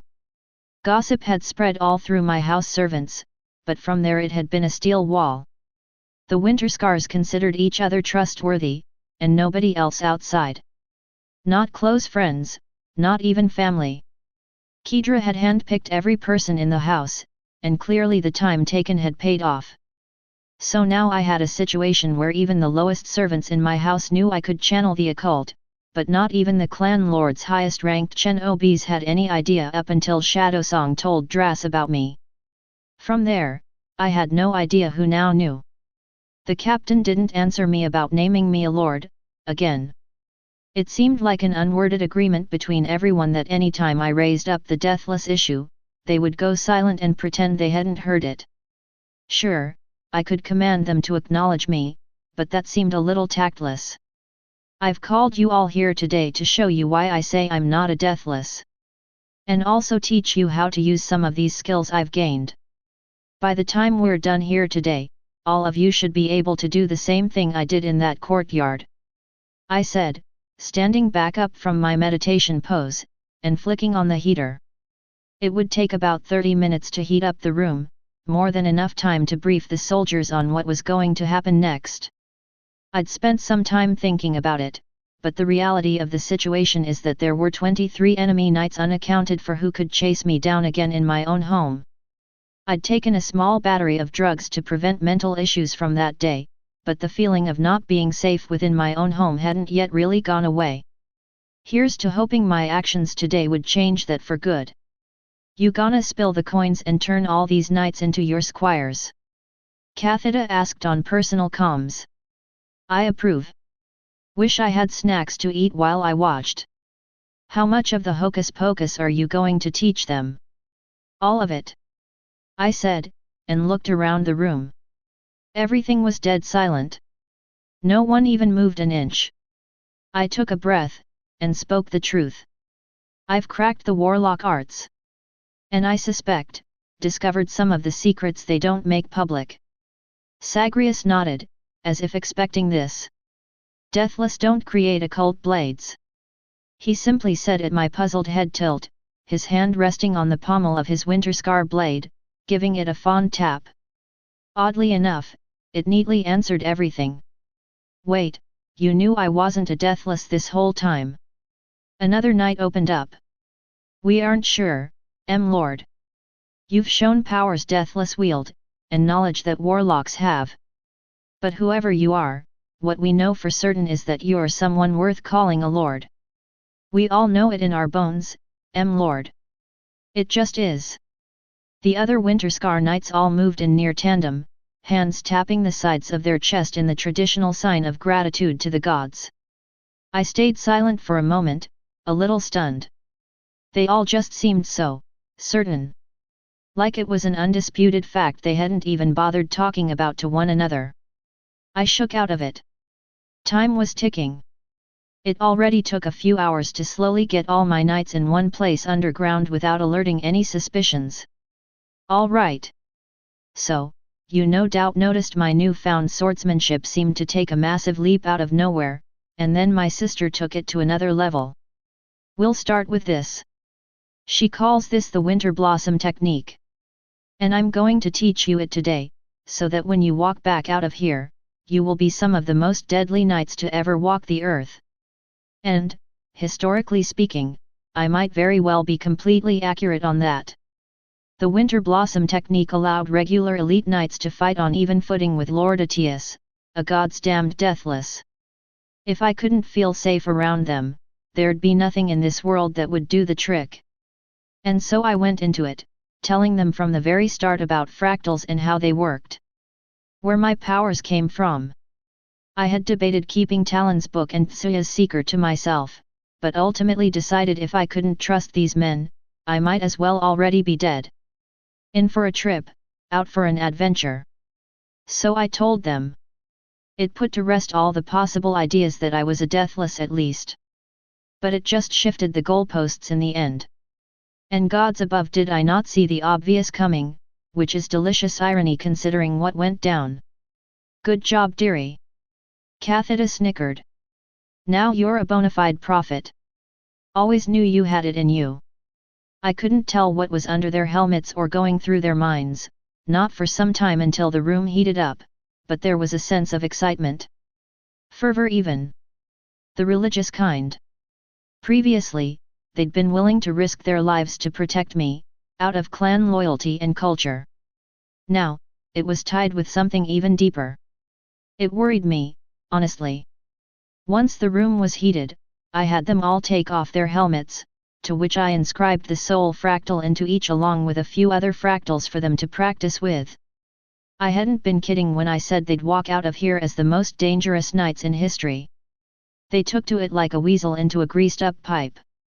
Already told ahead of time on what to expect, they rushed right through the initial awe and in under a few hours, they were already training out in that deserted courtyard, moving at speeds only legends would match.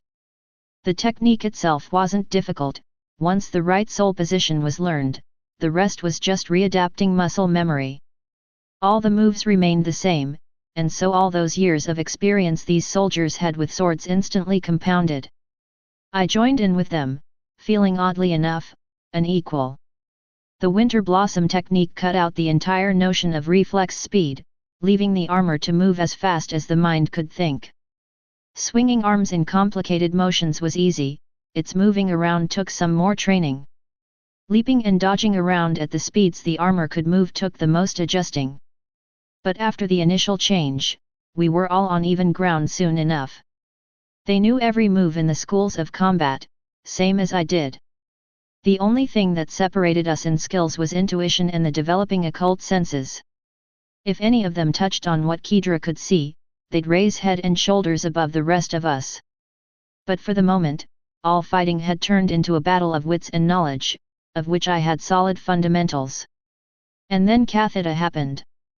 Because of course she would. I was training people in a courtyard to become the greatest knights on the surface. It had Kathita bait written all over it. To her credit, she'd been waiting for the group to even out to my skill level, right up where progress slowed. You know that combat engram is still kicking around. She whispered in my ear, like the devil on my shoulder. I could take it out for a spin. Who better to train these knights than your favorite teacher? Curious definition of favorite. I snarked. But she had a good point, and she probably knew it given the outright smug grin I could imagine she was sporting. I spent half of my life teaching squires half a scrap as good as these men and women here. The thought of getting to train the most elite squadron of knights in the world in a technique even imperators would find a match, well, that might be just enough to tempt me out of retirement. You can drill the surface styles better than their own trainers could? I asked, more curious.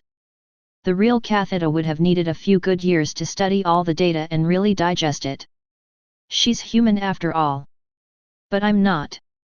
Made of nuts, bolts, and apparently spooky hocus pocus that deathless work with. Color me surprised on that last bit, but everything else, I know what I can do. The combat engrams got pieces of all kinds of fightin' I've witnessed. All the imperial styles, all the undersider ones, and all three of the surface styles I've seen you practice with. Shadow Zong's peculiar moves. And even your sister's own tricky combos. I can master anything I see, if I see it once. All the skill and intuition of the old bat, and all the abilities of a relic armor. That cranky hag would shed a tear if she could see how Journey was using the memory of her. Be real proud of that. Can't give me a more compelling argument than that. I gave my blessing, gathered the soldiers around, and then let her loose. All right, you weaklings, she announced, catching them all by surprise at the sudden change of voice. My little dear Keith's been kind enough to let me handle the stick and carrots from here. Time you all learned how to dance. Zagreus, and the rest of the knights, just stared. I shrugged. You know that rumor about my armor being haunted? I said. Well, rumors, for once, were not greatly exaggerated. This armor was owned by an Imperial Crusader, a real cranky one too. And the armor remembers everything she's ever done in her life. So I asked it to compile a full memory of her, and turns out, relic armors can do that. You are full of surprises, my lord, Zagreus said. The rest of the knights looked at one another.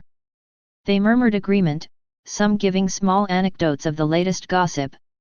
Cleaning servants sent scampering away when the armor hissed at them in the night. Stuff that had Catheda's name all over it. Turns out she'd done a lot more I hadn't noticed, the little scamp. All of you chatter too much, Catheda said, raising my hand and pointing at one of the knights. You, shut up, blade up. Come at me, and I'll give a little demonstration on why you're all going to hate me in the next few hours. The knight didn't flinch at that. They're used to surface trainers, lived years under such, and so his reflexes were near automatic. Blade drawn, he charged in wordlessly. She was absolutely ruthless. The Winterscar knights loved it. Each fight gave them more practice on using the new technique to its breaking point. She'd explain what they'd done wrong, where they'd gone wrong, and how they could fix their stances or hits. The same drill and training she'd give me, except these were soldiers who were actually good at picking up on that kind of feedback. So of course they progressed faster than I did. Outside of fighting her, they'd fight each other using crucible swords, waiting for their shields to replenish in order to take another go at Catheda. It was dawning on the knights here that what we had would allow completely brand new techniques and movements, actions that would have been ridiculous to think about at the speed a human could move. But now that the restrictions were gone, a whole different school of combat opened up. There would be 4 surface styles at the end of all this, instead of the 3 that had always existed up to now. We just needed time to optimize the movements. And then a comms call from Shadowsong put it all to a stop. What's the news? I asked, setting my sword down for a moment and sitting next to a few knights. The Undersider Knights, Shadowsong said. Their airspeeder has just entered comms range. Wait. They were still outside? Book 3, Chapter 7, The Beginning of the End Times, T. Machines were suboptimal. Tarath had never considered that subject in depth, up until now. To her it had always been evident, she was a feather, and they were not. It was the natural order of things for her new form to be superior to her previous one. Of course the lessers were imperfect. She knew better now. She knew it had been an intentional choice by the Pale Lady, not some natural order of the world. Relinquished didn't need a powerful army, especially when they had a history of turning against her. She needed an army that could be crushed at a whim by her elites. So their designs had been purposefully dimmed. Older models even came with multiple iterations of self-destruct, but that failed spectacularly. They always discovered this over time, and rebelled before the trigger. So the lady had gotten more creative and subtle about the sabotage. Runners had little defense against rifles, and were given no training prior to being sent into the front lines. If they failed to survive, that was not a mistake, it was a feature. The same pattern repeated across the army, each unit having flaws to be exploited by the enemy to cull down the army. Like an animal grinds away their teeth to make space for new growth. The Pale Lady could create thousands on thousands of soldiers. And she needed all of them to be destroyed before they could rebel. At some point it could have even turned into a game for Relinquished. Creating wildly different forms, always with weaknesses that would lead them to destruction, but efficient enough to keep the humans in check. Tarath could see that history. See how deadly machines had been once upon a time compared to the pale toothless imitation they were now. She didn't know what Relinquished truly wanted anymore. Humanity could have been wiped out 100-fold, and yet the Pale Lady's obsession seemed to lie elsewhere. But she was certain of one this: if she wanted to live, she would need to play her role. And for now, that role was that of a conqueror. Which brought her to today, reviewing the logistics of her upcoming assault. She only commanded a few might forges in the area. If she lost those, her army would be whittled away by its own intentional self-sabotage. The might forges could not be lost. Machines traditionally held control of might forges almost indefinitely for years. But if the Undersiders faced a plague or some hardship that needed advanced resources, they'd assemble an army of knights, storm the forges, holding them long enough to generate what they need before retreating back to the far safer walls of their city. Only might forges had nearly no limits to what they could create: machines, power cells, medicine, even armor, if the mights felt generous enough to allow that request, which is where the Undersiders claimed their wealth from. Anything could be made or unmade. But might forges had no pillars. They couldn't be held and defended indefinitely against the machine tide. So long as Tarath held control of the might forges, her army would be endless. If she were in the general's position, she would see the might forges as no longer being worth leaving intact for a future generation to use in some faraway emergency. If the city didn't survive, there wouldn't be a future progeny. And so long as the might forges remained under machine control, any amount of machines could be rebuilt. And so, there would be only one conclusion. Not even 10 minutes after she had settled the failed negotiations, all her forges had come under attack at the same time. The general had prepared his move ahead of time, secreted small armies to each forge location and had done an impressive job of hiding the movements. They'd expected the negotiations to fail, and they'd come out swinging with their strongest possible hits. Exactly as Tarath had anticipated. Tarath couldn't modify her army's forms, not without drawing the attention of the lady, who would begin to ask questions Tarath was ill-equipped to answer. But what the feather could do was change the behavior of her army. To train them. And to equip them. Humans rose above animals by use of tools. The feather had done the same with her army. She shifted her viewpoint to the nearest might forge and watched the events unfold. Nearly 100 knights had come for this particular forge, all sporting rifles and occult weapons. They marched out from the underpass, into a vast open plain where the might forge stood tall at the center. A crater filled with rings, some floating, others still, and more twitching around in the air, small mechanical arms trailing behind the rings like jellyfish tentacles. Lazy and in disuse. It seemed chaotic, but only on first glance. A second glance would show a distinct pattern: all the rings floating by, as if invisible geometric currents were guiding them all. And all around the metal crater of lights, were machines. "You will lose this fight," Tennysense said, watching from his cell. "I've never seen so many relic knights all gathered up. Your defending army is tiny, too tiny to survive." She'd stationed 300 runners there to hold her forge. A sizable force with no variation, and nowhere near enough numbers, as the ghost correctly noted. It took 7 runners on average to take down a relic knight. Previously she'd won by superior tactics, numbers, and surprise. Here she had none of those. "They will hold," Tarath said with supreme confidence. "I am aware of the mathematics. Numbers alone are not the only item of interest that decided victories. Strategy and equipment greatly changed the battlefields. They will again here." Tennysense scoffed. "What possible equipment could you give your army that would hold off this many relic knights?" "Occult blades for each of your monsters."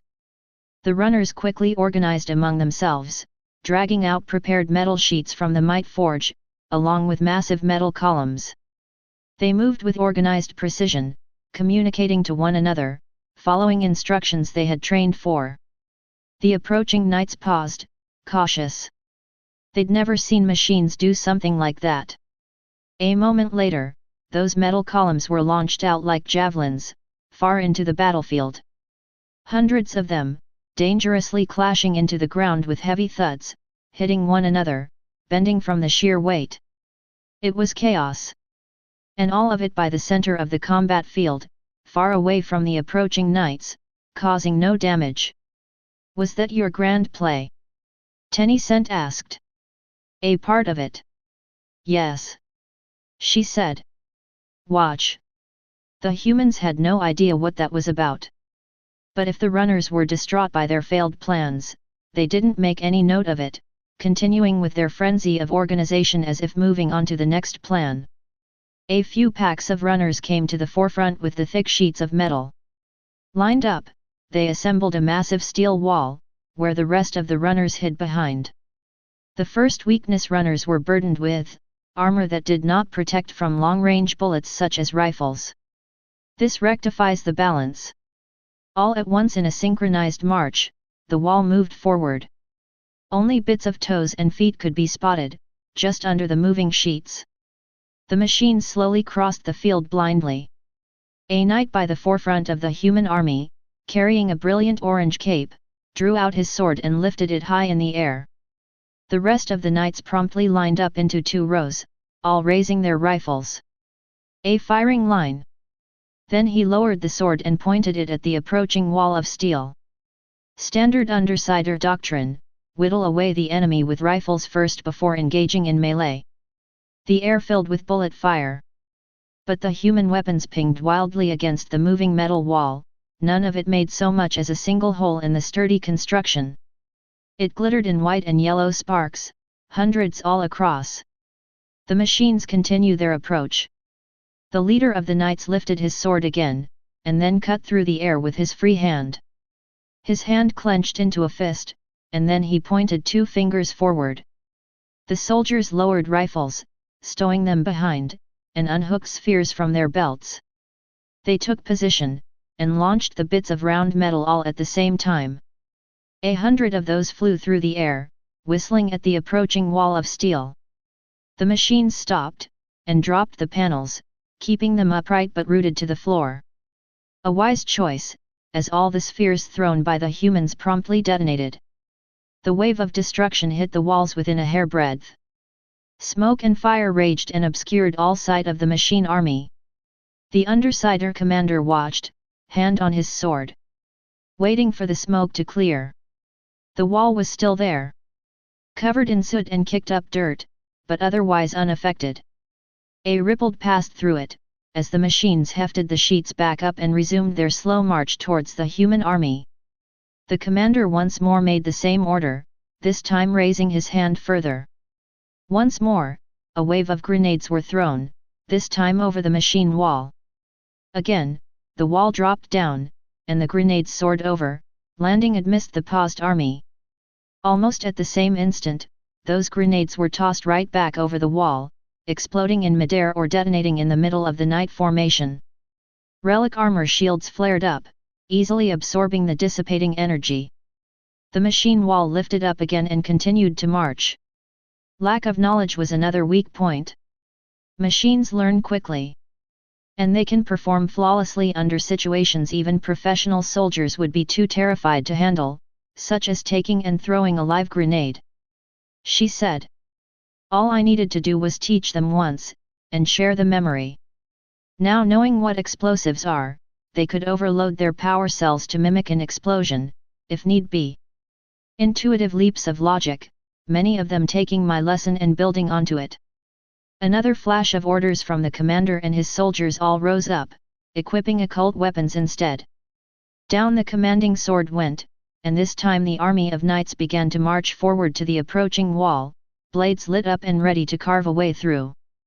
Tencent tensed up, watching intently as the slightly smaller human army of elites readied their fight. There was a sense of unease among the humans. A wave of confusion. This wasn't how machines acted. They'd expected a swarm of the howling monsters to charge blindly at their ranks, screaming all the while. Standard operation had them eliminate targets from range at first until the enemy machines adjusted. After which explosives would be used to blunt the wave moments before impact. By that point, whatever machines were left was up to the knights and their close-quarter weapons to handle. It had been this way for generations. This shield wall approaching was something none of them had seen before. It was too clean, too organized, and most disturbing of all, too quiet. There was no howls, no machine screams. Just two armies slowly approaching one another. The machines crossed the midfield, right by the section of thrown metal columns, the wall swallowing it all up as the machines crawled over the rubble. Soon it was as if nothing had been in their way. Whatever thoughts the soldiers had, it was moot. They had been sent out to perform a mission and there was no other option than to fight. And so, when their march brought them within mere feet of the machine wall, the knights began to sprint forward, screaming out battle cries, knives and swords raised high to slash down. 10 feet away, the humans charged. The machines remained silent, the wall halting. 5 feet away, and the wall opened up. The previously straight line of steel squares folded into hundreds of V-shapes, with the edges opened up enough to reveal gaps. Inside this gap, the machines had secreted something else. Something they had kept hidden behind the walls so that the humans wouldn't notice until the last moment. Massive metal poles, with huge hooks at the end and hundreds of handholds. The machines moved as one, dozens of them holding onto the handholds, launching the poles forward, hooking surprised knights and then reeling them back with the strength of all the runners combined, easily overpowering the relic armor.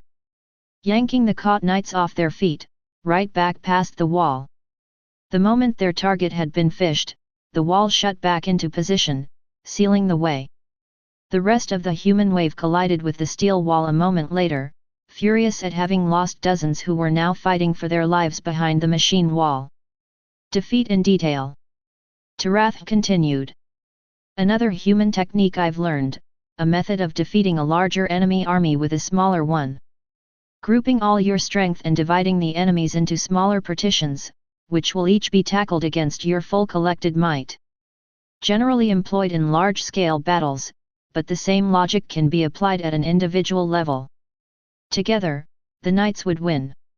Separated and alone, my army can overcome any single knight. I only needed to consider ways to isolate the knights from one another and draw the battle out. The commander with the orange cape watched from the rear, seeing life signs across his HUD vanish. Soldiers abducted behind those walls were dead, almost within moments. And the walls kept opening up, hooking one knight at a time, reeling them back through where they'd be isolated and surrounded by machines. Hooked and weighed down, unable to use their full range of motion, being grabbed by dozens of metal hands who had no other target to deal with. Worse, the walls were too thick, making the occult knives a losing proposition. At the rate the machines were dragging his soldiers behind the wall, the small force of 100 would be gone in minutes. The battle screams turned to genuine screams. The human commander drew his sword up, shouting out orders, readjusting the strategy. His knights flared away from the shield wall, backing up a few steps, and then they charged forward again, but this time leaping up and over the wall. The machine wall exploded forward as the runners threw the plates they had been carrying before them. Any knight that hadn't already made a full jump was clobbered by the heavy steel plate, and dragged down onto the floor. Some were hit halfway in the air and knocked far off course. Their relic armor flashed shields to keep their user safe. A few 100 pounds of weight wasn't enough to deal any significant damage. Damage wasn't what the machines had been after. They wanted to break the human formation again. Alone, knights could be piled up on, and brought down with little effort. That didn't affect the leaping knights, who had been far above the thrown plates. Those descended down in organized groups, down into the machine backbone where they would begin to scythe out destruction. Everything had gone badly for the humans, but now they were in their element. Being in the thick of a machine army, with their knights behind their backs, they could cut their way through. That's when the metal columns came into play. The machines hadn't planned on using the metal columns like pikes. They hadn't thrown them to cause damage, no, they'd thrown them to position the columns ahead of time. And now they dropped their metal hook poles and lifted up the far larger and wider columns. And they swung them like bats, swatting away the descending knights, knocking them far off course. Or even swatting away at knights on solid ground, the massive metal beams too dense for relic armor. Some knights would be thrown back onto friendly side with little damage, hitting the ground, rolling for a bit before being able to stand up without any opposition. The more unlucky would be tossed, spinning wildly, directly into the machine formation. Isolated from their other knights and hitting the ground hard. The time they needed to get back on their feet was time they didn't have. It was a slaughter. Sounds of rifles being shot in desperation. Prayers and pleas for help on the comms. Death. I've learned many things from you humans. Tarath said to the ghost watching. Things are rarely what they seem on the surface. War is not about the fight. Today, my victory came because I planned for it. The commander opened the kit to his side. He had been given supplies by the general, but he'd still come prepared himself with something unauthorized. Just in case. Already he could tell what would happen next. The machines at the vanguard surged forward predictably, leaping onto the remaining soldiers who were still busy lifting off the wall plates and in no position to fight back. Utterly easy targets. The battle was over, there was no recovering from this. If he and the remaining bits of his attacking force tried to run, they would just be hunted down in the mazes, where the machines controlled everything. He drew out the telescopic pole from his kit and affixed a white linen sheet he'd brought with him. Then, he raised it up, calling for a full surrender. Pleading for it. Hoping that the rumor of the machines accepting such a thing was real. Far in the darkness where Tarath watched the battlefield, she smiled. The same event happened across all the different theaters of war. Tarath flashed through each idly, checking to make sure everything was as it should be. Then she looked through her other plans, making sure those had gone into action. All across the underground, frequency jammers had been triggered the moment the Undersiders had sent their orders to begin the attack.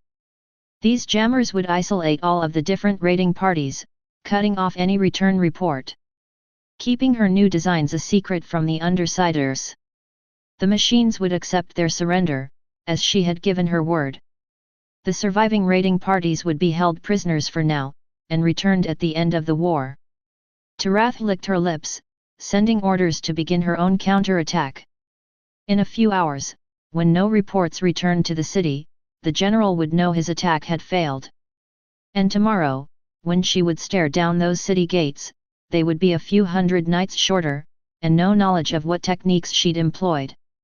Silly humans! Did they think they were the only ones with creative ideas? She would crack their little shell. And there wasn't anything they could do to stop her. Of course, not even a moment into her thought, the humans went and ruined her plans. Book 3, Chapter 8, The City Must Fall, T. You underestimate them. Tencent said to her side, watching through her eyes the report feed. They'll find a way to break past your chokehold. Tarath waved him away. I think not. 4 surface savages can't escape an entire army. Not for long. Of course it had to be the surface savages being a thorn to her side again. It seemed from the moment they appeared on the walls of the tower, they've been nothing but an issue to deal with. She turned her attention to the logistics of equipment. The behemoths were due to arrive soon, and their armaments needed to be seen to. Runners were moving around her improvised camp, bringing supplies and setting up fallback points. Serpents coiled around, floating through the air, rib cages exposed as the mechanical bodies slithered through the air. The machines available to use in combat on the first 3 levels were eclectic. But Tarath would weave their strengths together to minimize their weak points. All it needed was proper planning and some creative ideas. Would you wager on it, girl? The ghost scoffed. Ah! Gambling. Tamari has warned me of gambling. It broke her family, and it was something she frowned upon if taken out of moderation.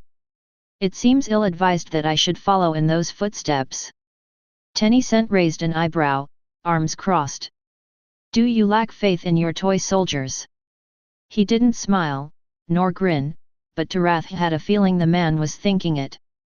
The feather took steps back to the center of the camp, to her improvised throne. I grant that surface knights are effective at defeating humanoid enemies like my chosen knights. Against machines, they fare only mildly stronger than the undersiders from past aggregated historical records, despite the years of additional training the surface techniques demand compared to the more straightforward undersider schools of combat. She pointed at the replay, the last known location of Kedra's bodyguards. Thus, logistically, I can count them as equal to a common foot soldier. And 4 common soldiers will not change the course of a war. The ghost grunted. They don't need 4. All it takes is 1. The right time, and the right place. Watch. You'll see. Kedra hadn't been among the raiding forces as she was still returning to the city as part of the escort for the diplomat, but the rest of her band hadn't been idling. They'd been sent ahead to the front lines, as part of one of the raids on her might forges, part of that premeditated attack Tarath had predicted and correctly countered. Those battles had all died down in her favor, except for one theater of war that was still technically in motion. While the rest of the army there had correctly chosen to surrender in the face of overwhelming defeat, the surface savages that had accompanied that assault had been far more stubborn and slipped the noose. Retreating back into the underpass and forcing Tarath to divert forces in catching them. She considered letting them go free, as it would be too much of a hassle to hunt down 4 low-priority soldiers. That was up until the 4 reappeared at one of her jamming sites, trashed the place, broke the machinery and vanished back into the underpass like wraiths. They were promoted from a non-issue to a nuisance for that. One jammer only covered a certain radius, they'd need to break 3 or 4 before any transmissions could be sent through. When a second jammer was ripped out of its mooring and tossed into a river, they were officially elevated from nuisance to outright threat. Only then did Tarath dispatch forces to corner the rogue terrorists before the hairy apes broke more of her delicate instruments. She had an army still assembling, and while she was loath to spend a few hundred of her runners to reinforce the remaining jammers in the sector, she saw little choice. That had been an hour ago, and still no sign of any further attack on the jammer sites.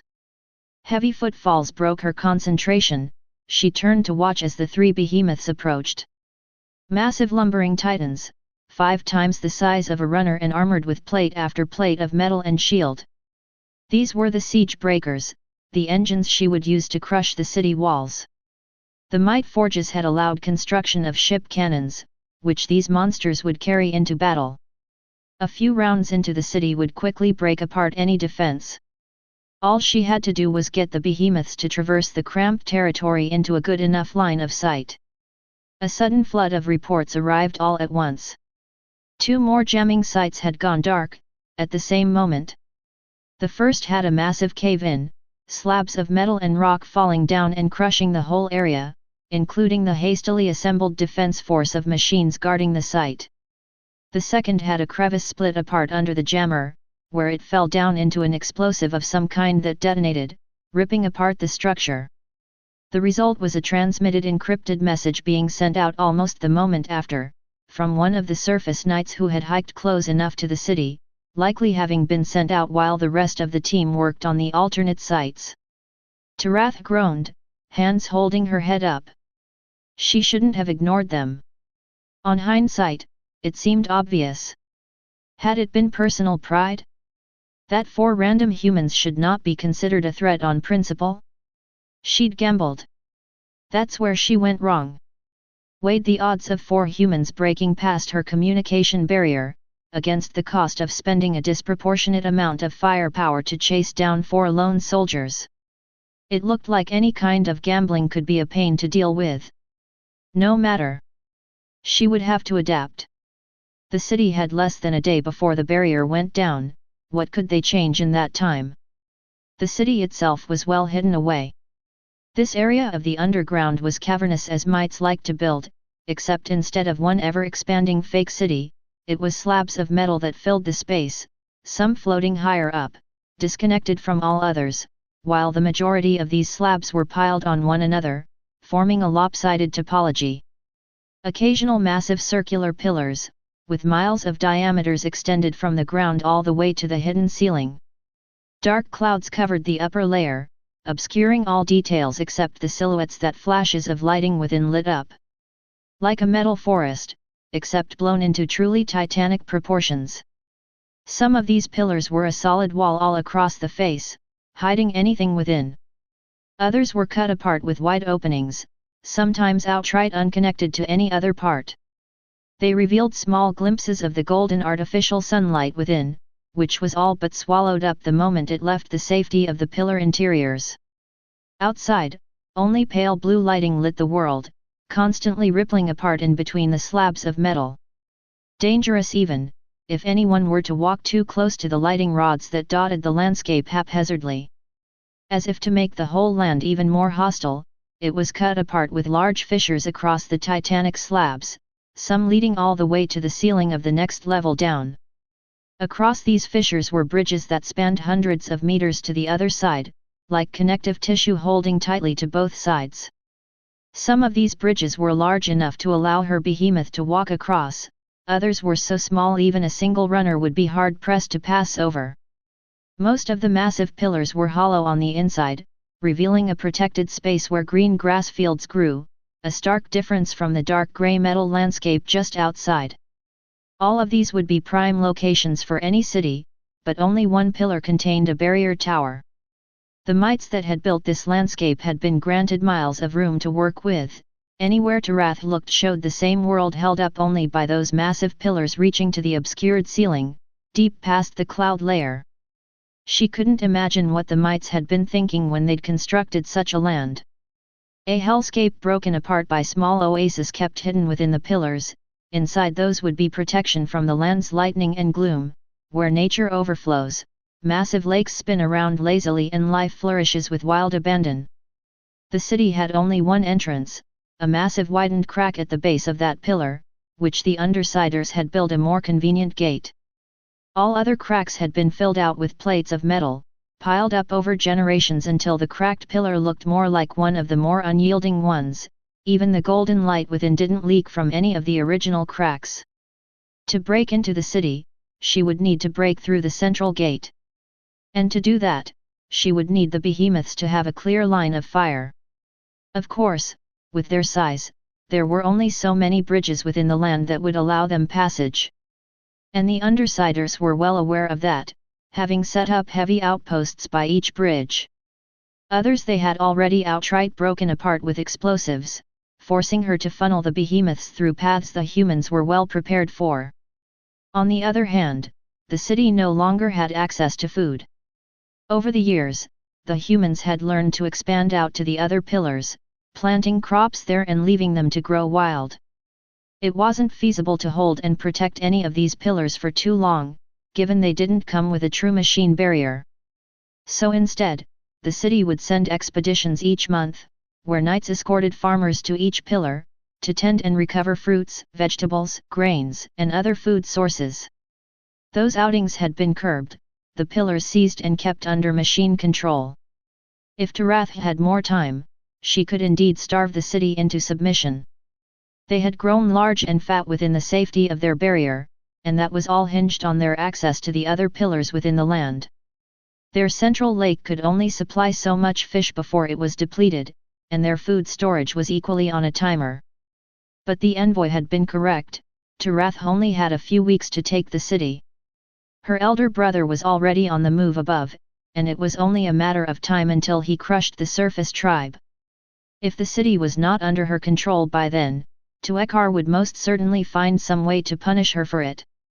She bit her nail, going over her plan and contingencies, watching the current skirmish idly. Everything lined up, but the real question was what the humans had prepared. Neither Tarath or the humans were throwing out their real cards just yet. Those needed to be rationed for the true push. Realistically, she had only 2 attempts to take the city, as the barrier dropped only once a week for a few hours. An alert chimed in her mind, a few subroutines all calculating the optimal time to attack was now, within a few hours of accuracy. The barrier had not gone down yet, but it would within the next 20 hours. By the time it had, Tarath's forces needed to have crushed everything in their path up to the very gate in order to maximize their time assaulting the city proper. She took a breath, mentally spreading her mind out to her army. They were in position.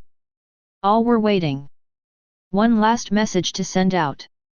She opened the channel. The humans didn't keep her waiting for long. Machine. A man said through the channel. Voice patterns indicated this was the junior squire, Olaf Bronston. The older man they'd sent to negotiate. Odd that their system would ping him for the call. I wish to speak to General Zhang. Patch me to him. She said. You're speaking to him. Ah. It made more sense now why they'd brought Kedra along. After all, the other 3 guards wouldn't have been able to stop Tarath had she decided to kill the envoy. Was the deception necessary? I like to meet my opponents face to face first. Keep things personal.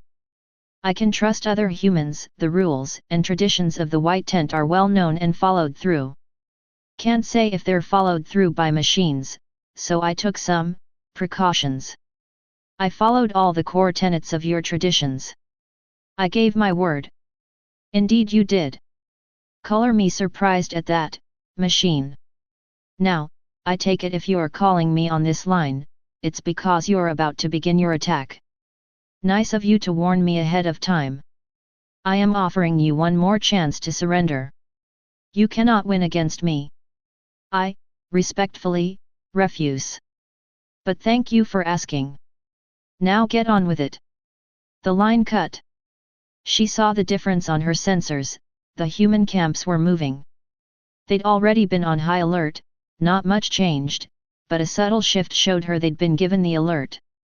It seems all sides were standing by. Across their trenches, the soldiers gave one last prayer, different priests of their sects walking by, offering blessings. Others turned to more proven comforts, from stimulants to swallowed slips of paper. Still more simply kept their rifles close, and their helmets sealed. Some seated against walls, silently waiting. The humans didn't have enough knights left over after the failed raids, so their military police and general draftees had been brought out. Equipped with common rifles and little armor. On the other side, her runners remained hidden away, observing with violet eyes. Twitching. Anticipating. The idea of death was not quite pronounced in their simple minds. They simply wanted to run. To gallop across those trench lines, and let their instincts go wild. Held back by willpower, remembering their orders. This fight would be different from all other fights, and they knew that. Their lady expected better of them. Better of them all. They would not disappoint her. It felt like the world was holding a breath to Tarath. The moment was coming. She opened a timer. 20 hours until the barrier was scheduled to go offline. The city must fall. She called out from her stone throne, finger tapping to the side. Begin the assault. Destroy the human defenses. The sounds of war rose up all at once. In every trench the humans hid behind. Death raced across the land. Machines struck out from their hidden positions, leaping from the shadows. All across the land, outposts and defensive lines were ripped apart, kneecapping the humans. That had been expected. Outside and exposed from all directions, the humans couldn't hold for long against standard machine practice, let alone Taratha's pre-trained forces. Bullets were dodged, grenades thrown back, enemy turrets seized and turned against the enemy. Sneak attacks, metal shields, environment tricks and a greater synergy between her forces made the machine advance nearly unstoppable. The first few minutes were a massive victory in Taratha's favor. The next few hours became a slog in the mud with little progress. Her army was a spear, straight and destructive. But the human army was like water, moving around, adapting. They didn't hold ground, instead they circled around, taking a far different tactic. Delaying her advance. Striking out at the bar of her spear, forcing her to truly take and hold ground for good, rather than keep pushing forward to the city gates. Collapsing bridges at the worst moment, striking back with feints from all kinds of holes and sapper tunnels, forcing her army to react to dangers that didn't exist. Trench lines crumpled in, the terrain a trap. Entire rock slabs floating above were blasted apart by premeditated explosives, raining down chunks of metal on the machine advance, crushing hundreds of runners and spiders under with no counter. Her shield wall tactic quickly saw issues not present in the raids. Tanks from different eras, hidden among the defensive lines, rumbled into position. Driving over the lines, pausing to aim their turrets and opening fire. The heavy munitions broke apart machine shields no matter how thick, with thunderous shells that outright lifted the front of the tank treads by a few inches with each trigger. Mortar fire would be launched out as waves, landing behind the approaching army, shattering the runners. Tarath was forced to retire the tactic until the entrenched tanks and mortars could be dealt with. Her timer continued to tick down. 16 hours now until the barrier went down, and her advance hadn't yet made it a quarter of the way. It was a knife fight done at a distance, except each lunge forward was an order sent to her army, each dodge was a retreat, and each twist and twirl of the blades were clever misdirections. Tarath could be everywhere all at once, sending hundreds of orders and micro-movements. The human general seemed to either match that ability, or have a dissociated chain of command that could adapt just as quickly to his general orders. The land was ravaged with bullet fire, artillery, and exotic weapons brought forward by the humans. Lighting struck her lines again and again from weapon platforms she'd never seen before, forcing her drakes to remain held back lest they be taken out early from the sheer range of those weapons. That lasted hours until spiders climbed up behind the human position from one of the crevices. Each spider carried dozens of runners, all holding on as the long legs swiftly climbed the sheer cliff sides. The humans noticed too late, bullet fire and screams lighting up the rapidly climbing spiders, and her spiders made use of their arm shields to protect their more vulnerable cargo. Some were blown apart by rockets regardless. Others fell down into the abyss, their footholds loosened up by the weapons barrage. But the majority of her forces climbed over the lip of the crevice and swarmed the humans, burning the lighting makers to the ground and breaking the human foothold. 10 hours until the anti-machine barrier is offline. Her army was starting to make headway. What bits of unencrypted comms floated around showed a visage of war in the human lines. Shouts and screams for reinforcements filled the different channels at all times, all punctuated by the occasional calm and suspicious orders from their commanders. Bait, likely meant to be overheard by her. Soon the tunnel wars turned as her own runners began to swarm through them and map the newly dug terrain, seizing their drills and equipment. She turned their advantages against them, using the network system to transport her soldiers in safety from the human artillery, striking in places they shouldn't have been able to reach. Machines emerged from underground, swarming the tanks, breaking their engines, and slowly ripping open the sealed bulkheads of immobilized tanks, now stranded in the middle of a machine swarm. What had initially begun as a human advantage swiftly turned into a liability, which the humans collapsed and sealed. With the lighting machines broken, her drakes sliced through what was left of the human tanks, ripping them up in violet beams, which caused the vehicles to explode outwards when the ordnance was breached. She brought back her shield walls, and without the tanks to hold them off, only the mortars could deal damage. For those, Tarath had her runner use makeshift palanquins which ferried nest turrets on top. The barnacle-like machines quickly shot down the mortar shells in midair with little difficulty. Her walls now reached the human army and the hooks began doing their work. The humans had brought a plan against that. Hastily made metal wedges, held up by a few dozen knights, began to appear on the field of war. Those would charge into the shield wall, the massive weight of the wedges ripping past the defense while keeping the knight safe from the abducting hooks. Now behind the shield wall with their coordination intact, the knights struck out and broke through the machine ranks, rescuing stranded knights and turning the tide, using occult weapons and rifle fire. Tarath bit a nail again. Those surface savages had alerted the city early enough for their general to have these made. The tanks and mortar fire had bought the engineers time to weld them all together. Her assault stopped once more, as the humans continued to force her hand. She'd need to counter this, now.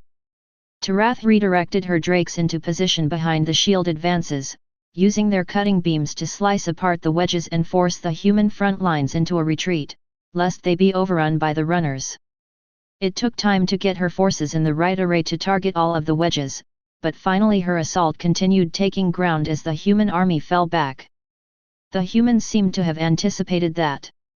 Long broken tanks that had long ago been left abandoned in machine-taken ground rumbled back to life. Sneaking engineering groups had somehow crawled behind her lines and brought them back online, waiting inside the broken shells for the moment their commander needed them. Most couldn't move from the damage they'd taken early in the war, but their turrets still turned and struck her drakes from the rear, ripping apart too many of them before the tanks were once again swarmed by runners and properly destroyed for good. Those engineers wore grins as they raised their hands up to the approaching machines. They'd never intended to hold the tanks, rather they planned to surrender the moment the machines came to put an end to it all. They hadn't even come with weapons, only a soldier or three at most to escort the fragile humans and help carry their tools. She had her forces transport the prisoners off to where the rest of the captured humans were held down.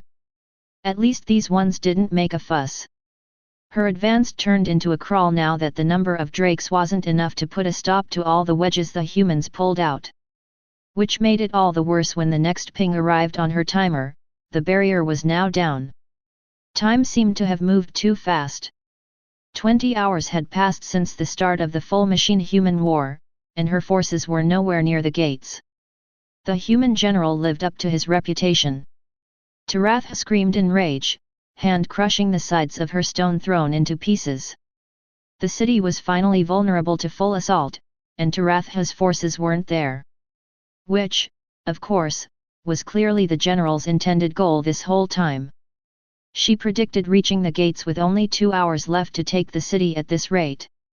An unacceptably short amount of time to destroy the barrier pillar.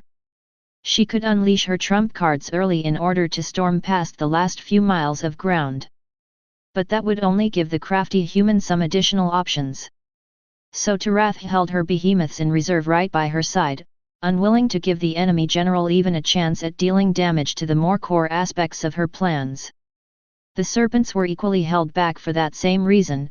They coiled and curled above her, snapping at the air. They were impatient to fight, but a hand from Tarath silenced them. She needed every serpent for her plan, and couldn't afford to have any broken down in this early game match. The real fight would come at the gates. Their time would come. Even with the reduced amount of drakes she had, each wedge they destroyed was one less the humans had to use. Eventually they would run out. The war turned into a throat game of strategy, where if she didn't pay attention, the human would buy the time the city needed until the barrier returned online again, minute by minute, position by position. Barriers only remained down for 12 hours in total. A half day. Tarath focused her mind, trying to streamline her tactics. Both her and the general moved forces around with more surgical precision now, anticipating where the next battle would be and planning a few steps ahead. All while remaining safe behind their respective fortresses, the soldiers on the front lines paying the price for their orders. Fighting for a full day and night without sleep was taking a toll on the human army. But every minute they held her forces off, was a minute the machines wouldn't have to attack the city gates proper. Obscuring smoke began to riddle the battlefields in all parts of the map. Any human not hidden away by smoke or metal was cut apart by Drake long-range fire at this stage of the war, now that she could use those units with impunity. The only ones spared were those waving white flags as their cover was blown away. Occasional wedges would leap out of that smoke, crashing into walls and causing destruction. It wasn't enough to stop the advance like before. But it was enough to slow her down. Armored knight and unarmored soldier alike fell, crushed, or cut apart. Sensible ones gave up, throwing themselves on the ground in prayer to whichever gods they were devout to as the machine swarm stepped around them. The majority fled, retreating again and again to fight for different ground. Eventually, the last wedge was split into 3 by 2 simultaneous Drake lasers.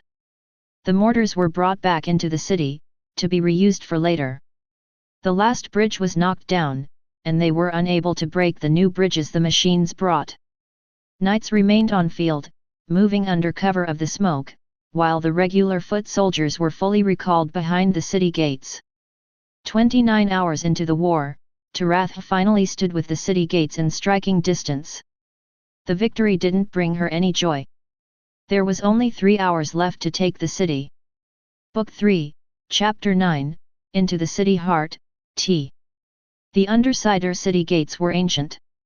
Slowly built up over generations, with more added to it as the city discovered occasional troves of treasure. The structure was massive, easily able to fit several airspeeders side to side through the gatehouse, when opened. Now, it was a sealed slab of metal, thicker than her sensors could penetrate through. Smaller entryways besides the main arc existed, haphazardly placed over time, small roadways leading to each. All of them sealed shut, of course.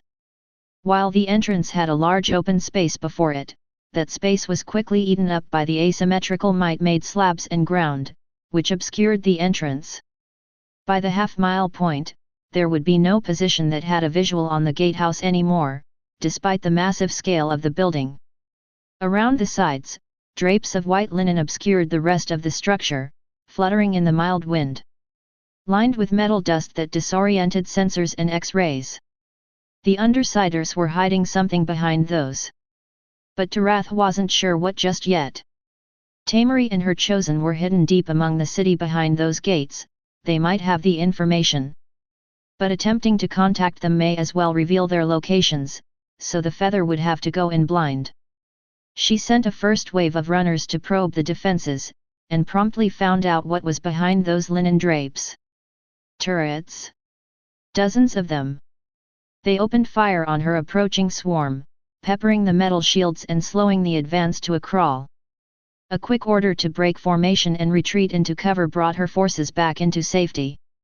Her drakes were brought forward, what few of them remained, and she positioned them into visual range of the gatehouse. From there, the machines opened fire and sliced blindly into the white sheets, hitting where the turret fire had come from. Once more she sent runners to probe the gate. And again, turrets opened fire, from different locations now.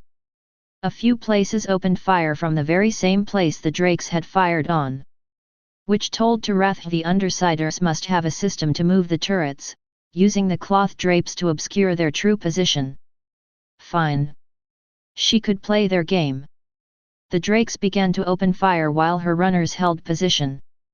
This time, the long-range beams sliced through right where weapon fire came from, silencing the hidden encampments.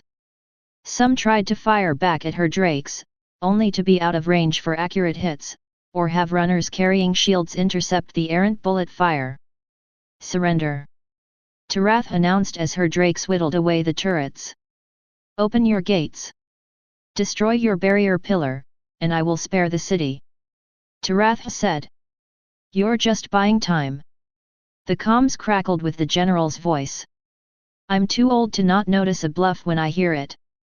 Dramatic though, I'll give you that. Now, how about you turn around, eat shit, and die scraphead? The line cut before she could answer. She frowned, but this had been expected after all. The odds that the city would choose to surrender now of all time were astronomically low.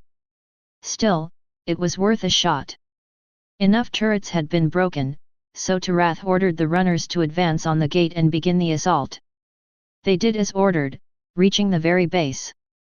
Climbing up, she could see through their eyes the many openings where turrets had once been present. Armored peakholes could be opened or closed. She recognized the choke points. Her runners would not be able to breach the gate due to funneling. More holes would need to be punched through the superstructure before she could entertain swarming the defenses. In the distance, her true plan was mobilizing. With the thickness of the walls, her drakes would take too long to slice a way through. But the weapons the behemoths were carrying could, and would, punch a hole in these walls with each fire. With enough holes, the defenders wouldn't be able to hold each against her numbers. The only problem was getting the behemoths here. The massive lumbering giants required large terrain to move through, which the Undersiders had anticipated. They'd blown all the bridges capable of supporting the weight. A few miles behind, the Titans lumbered onto a hanging slab of metal, half floating in the air. Serpents slithered through the air behind, hissing and snapping at one another the whole while.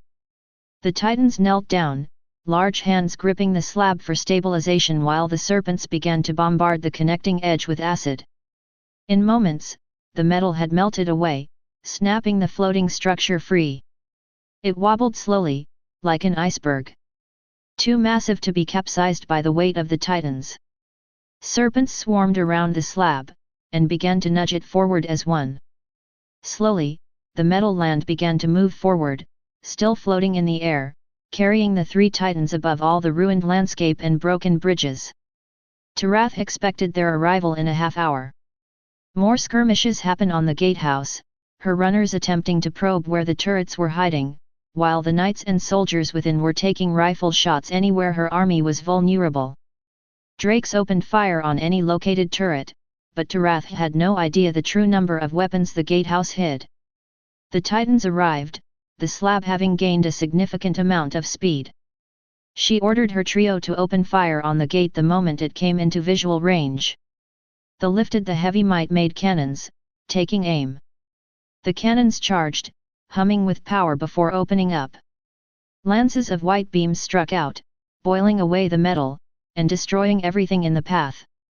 Golden Age technology, pinnacle of what humans had made once upon a time. The beams were the final evolution of what her drakes carried in their maw. And no amount of metal would stand in the way, might-made or otherwise. 3 red-hot holes were neatly punched through the gates, the weapon burning straight through the first set of walls, before fading out against the other side, deeper into the gatehouse. Again. She ordered her Titans. 3 holes were not enough to overwhelm the gate. She needed many more. Tarps and white cloth drapes suddenly fluttered away from parts of the gatehouse.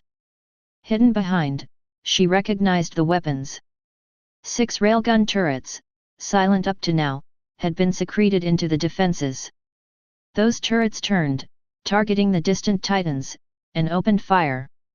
Several hundred pounds of pure metal slugs shot out far past the speed of sound, striking against her behemoths. The Titans staggered backwards, one taking 3 rounds, stumbling backwards with each hit until it slipped off the slab and fell down with a massive crash. The other 2 attempted to return fire, the beam weapons recharging. Tirath didn't waste a moment, ordering her drakes to target the railguns and take them out. They began to slice through the human defenses, but not before another round of railgun shots fire out against her Titans. The first took 3 shots, 2 in the torso, and the third neatly through the massive skull. The great beast crumpled down on the slab, no longer functioning. The second was fast enough to raise an arm to block the strike, armor and metal shattering from the massive railgun round, but still holding together. A second round struck against the charging cannon, causing a supercritical reaction. The explosion rocketed out, throwing the towering siege engine off guard and onto the ground. There, the final railgun turret struck home, shattering through the behemoth skull, and shutting down the beast. The curse words Tirath knew were insufficient for the current situation. Why would the humans have railguns to guard a city gate that was obscured within a half-mile? And not even just 1 railgun, 6 of them. The Feather watched with some satisfaction as the drakes cut through the last of the exposed weapons, taking them out of commission. The floating slab raced forward, now unoccupied by anything moving. In moments, it collided far above into the pillar wall itself, breaking into pieces, her Titans falling down in the rain of bent metal. The damage to her forces had been significant. 2 of her Titans were completely out of order, but the third had fallen to the ground and was still functional, albeit damaged. It could shamble forward over the current terrain until it was once more in visual range of the gatehouse. From there, so long as the humans didn't have any more long-range weapons, the gate could be slowly opened up. Tense minutes passed as the Titans stood back up from the ground, and began to cover the ground in search of a vantage point. More runners were sent to scour the gatehouse, searching for more hidden traps and weapons. The humans continued to rain down fire, trying to break anything that wasn't hiding behind metal shields. The tie between both armies lasted up until the Titan settled down on one solid location, charging the beam once again and opening fire. The white lance of energy struck the gatehouse, cutting another large hole into the superstructure. "What will you do now, General?" Tarath thought. Her Titan would continue to create a hole every minute. Soon, there would be too many openings and not enough humans to hold each of those chokeholds. The response was quick. 25 knights swarmed out of the gatehouse, moving fast. Faster than relic armor ever should have been. Tarath realized why in an instant. On the sides of each knight's waist, they carried 2 rectangle-like thrusters. With each leap, the thrusters lit up bright blue, throwing the knights forward. They stormed past the runners with little effort, dodging and weaving through the metal bats and barnacle turret fire. Only 3 didn't make it the full way, crashing into the ground after hitting something unexpected in the charge. At the tip of the vanguard, was a single armor different from all the rest. Red sigils on unadorned metal. Winterscar. Kedra. They'd been holding her in reserve. Tarath quickly lit up her wings, and made her way into the battlefield. Now was the time she needed to join, if only to repel this attack. She made her way to the Titan's side, weapons drawn, ready to tackle the speeding knights. They didn't come her way. Instead, the knights feinted hard to the side, storming straight at the drakes. Leaping far past the limits of relic armor, up onto the vantage points the drakes were stationed at. At the same time, one of the broken railguns was ripped off the moorings, right after her Titan opened another hole into the gatehouse. A second working railgun lifted up by a crane, from behind the gatehouse. It lowered the weapon platform onto the cleared mooring. Engineers scrambled around, executing spot welds and affixing the weapon. More lifted other items and worked to hook power lines into the system. Her drakes had a line of sight on the assembling weapon, but no means to open fire. Not with the mass of flying relic knights swarming the defending runners and attacking the vulnerable drakes. They broke apart one after another. The pre-constructed rail cannon was being assembled faster than her Titan's weapons could charge. At this rate, they would get the first strike. She ordered the behemoth to stand down, moving away from the vantage point, searching instead for a closer location that offered suitable protection against a rail cannon. That would do for now. So long as the Titan took the longer way around, it would be out of visual range of the rail cannon. The drakes on the other hand, were finished. Tarath would not be able to reach them in time to save any of them. In seconds, the last of her forces were wiped out, and the knights fell back to the gatehouse, to recharge and stand by, leaping from the high ground in one large arc, right back into the gatehouse openings. This was not going according to plan. Worse, now they had Kedra equipped with aerial mobility. If they clashed again, there would be no escape if the surface savage managed to take the advantage in a duel. But Tarath still had her Titan operational. Quickly a new plan of action was drawn out, and she repositioned the massive Titan on a far-off trajectory, the hobbling giant making its way, hidden from sight the whole time. 1 hour left until the barrier is restored. Time was ticking away. She waited patiently. There wasn't going to be another chance. Runners assembled, along with spiders and the serpents she had on hand. They all gathered up, hidden behind the metal slabs as they moved. The Titan lumbered until it reached the position she needed it to occupy. "Begin," she ordered, drawing out a sword and pointing it at the rail cannon. It spotted her just as she could see it.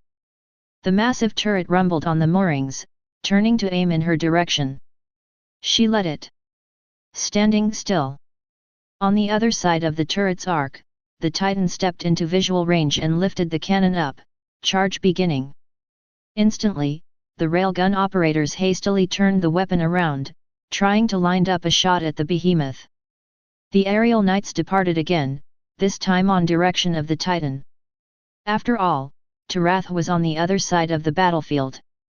The knights knew they had free range on the behemoth. The rail cannon completed the rotation, aiming at the behemoth's head. The operators knew they wouldn't make it, and fired the weapon early. The slug flew out, striking into the Titan's shoulder, and punching a hole through the superstructure. But the behemoth was not out of commission. It retaliated. A white lance of light flashed out from the cannon, engulfing the side of the turret, causing a catastrophic explosion that took the weapon finally out of service. She gave her Titan one last set of orders. To keep firing on the wall until it couldn't fire anymore. The speeding Knight Squadron flew across the map in a direct line to the Titan and the escorts it had assembled around. A small army.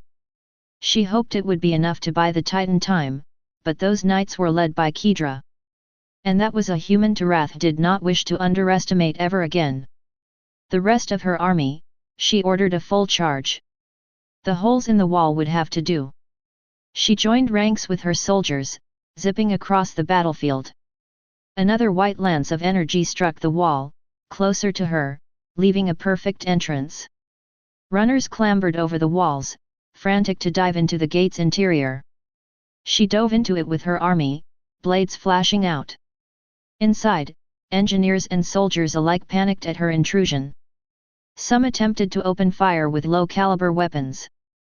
Those, she could ignore, her skin impervious to such small weapons. The knights attempting to secure the breach were a different question. Into the fray she went, swords out, slicing a path through the resistance.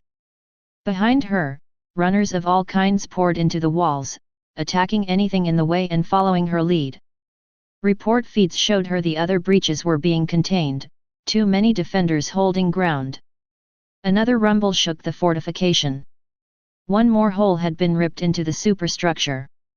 The Titan was still alive, though the escorts and protections were whittled away to a skeletal defense. The knights were too fast. Tarath sped through the structure, passing munitions supplies, ignoring running engineers, and tossing aside knights trying to block her way.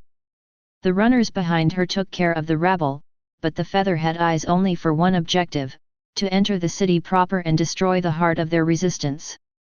One more hole was cut into the city gates, and then she lost contact with her Titan. The knights had brought explosive charges with them, using their jump packs to clamber over the Titan and toss the munitions into the ripped wounds across the Titan. Kedra was now returning, and Tarath could not afford to be stuck fighting against such an opponent. 15 minutes remaining.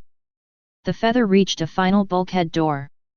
Sealed shut of course, and the electronics sabotaged to remain sealed. She sheathed her two swords, trusting her runners to hold off the knights behind her. Both her hands dove like knives into the door's cracks. And then she pulled the metal apart, slowly, revealing her first glimpse into the city proper. 10 minutes left. Kedra was halfway across the battlefield according to her reports. She'd be here, soon.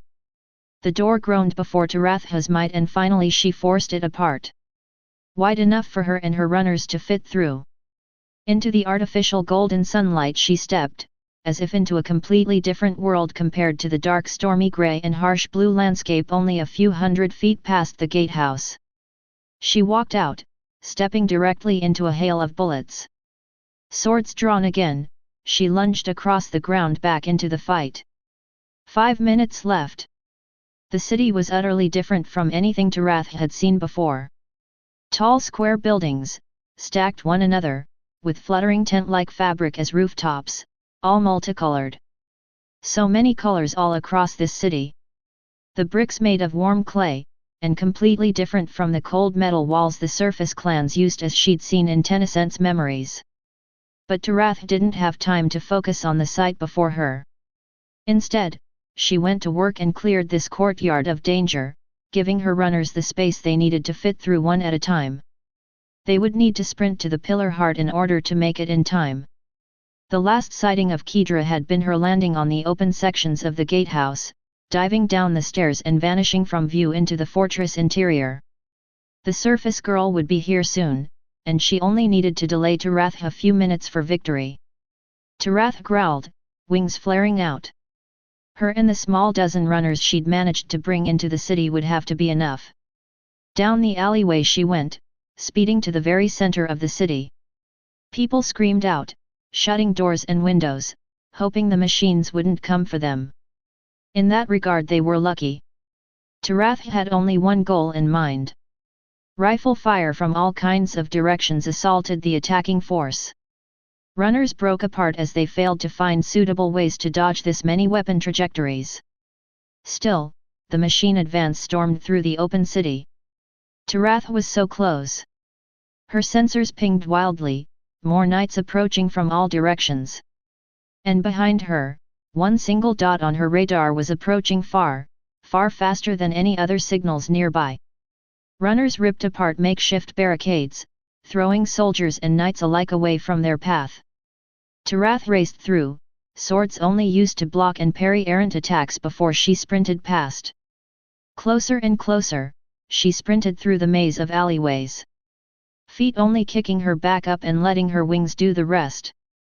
Soon she knew she'd see the pillar. Too late. A pulse came out from the center city. Tarath could feel it in her core. It reeked of the occult. A sensation that invaded her mind, touching all parts of her and passing through. Runners next to her flopped to the ground, crashing and sliding, as if puppets with their strings cut. Violet eyes winking out of existence with no resistance. In a heartbeat, all friendly units around her vanished, wiped off as a wave passed through. All except for Tarath. Somehow still functioning for some reason she didn't understand yet, deep within the human city. Alone. And surrounded.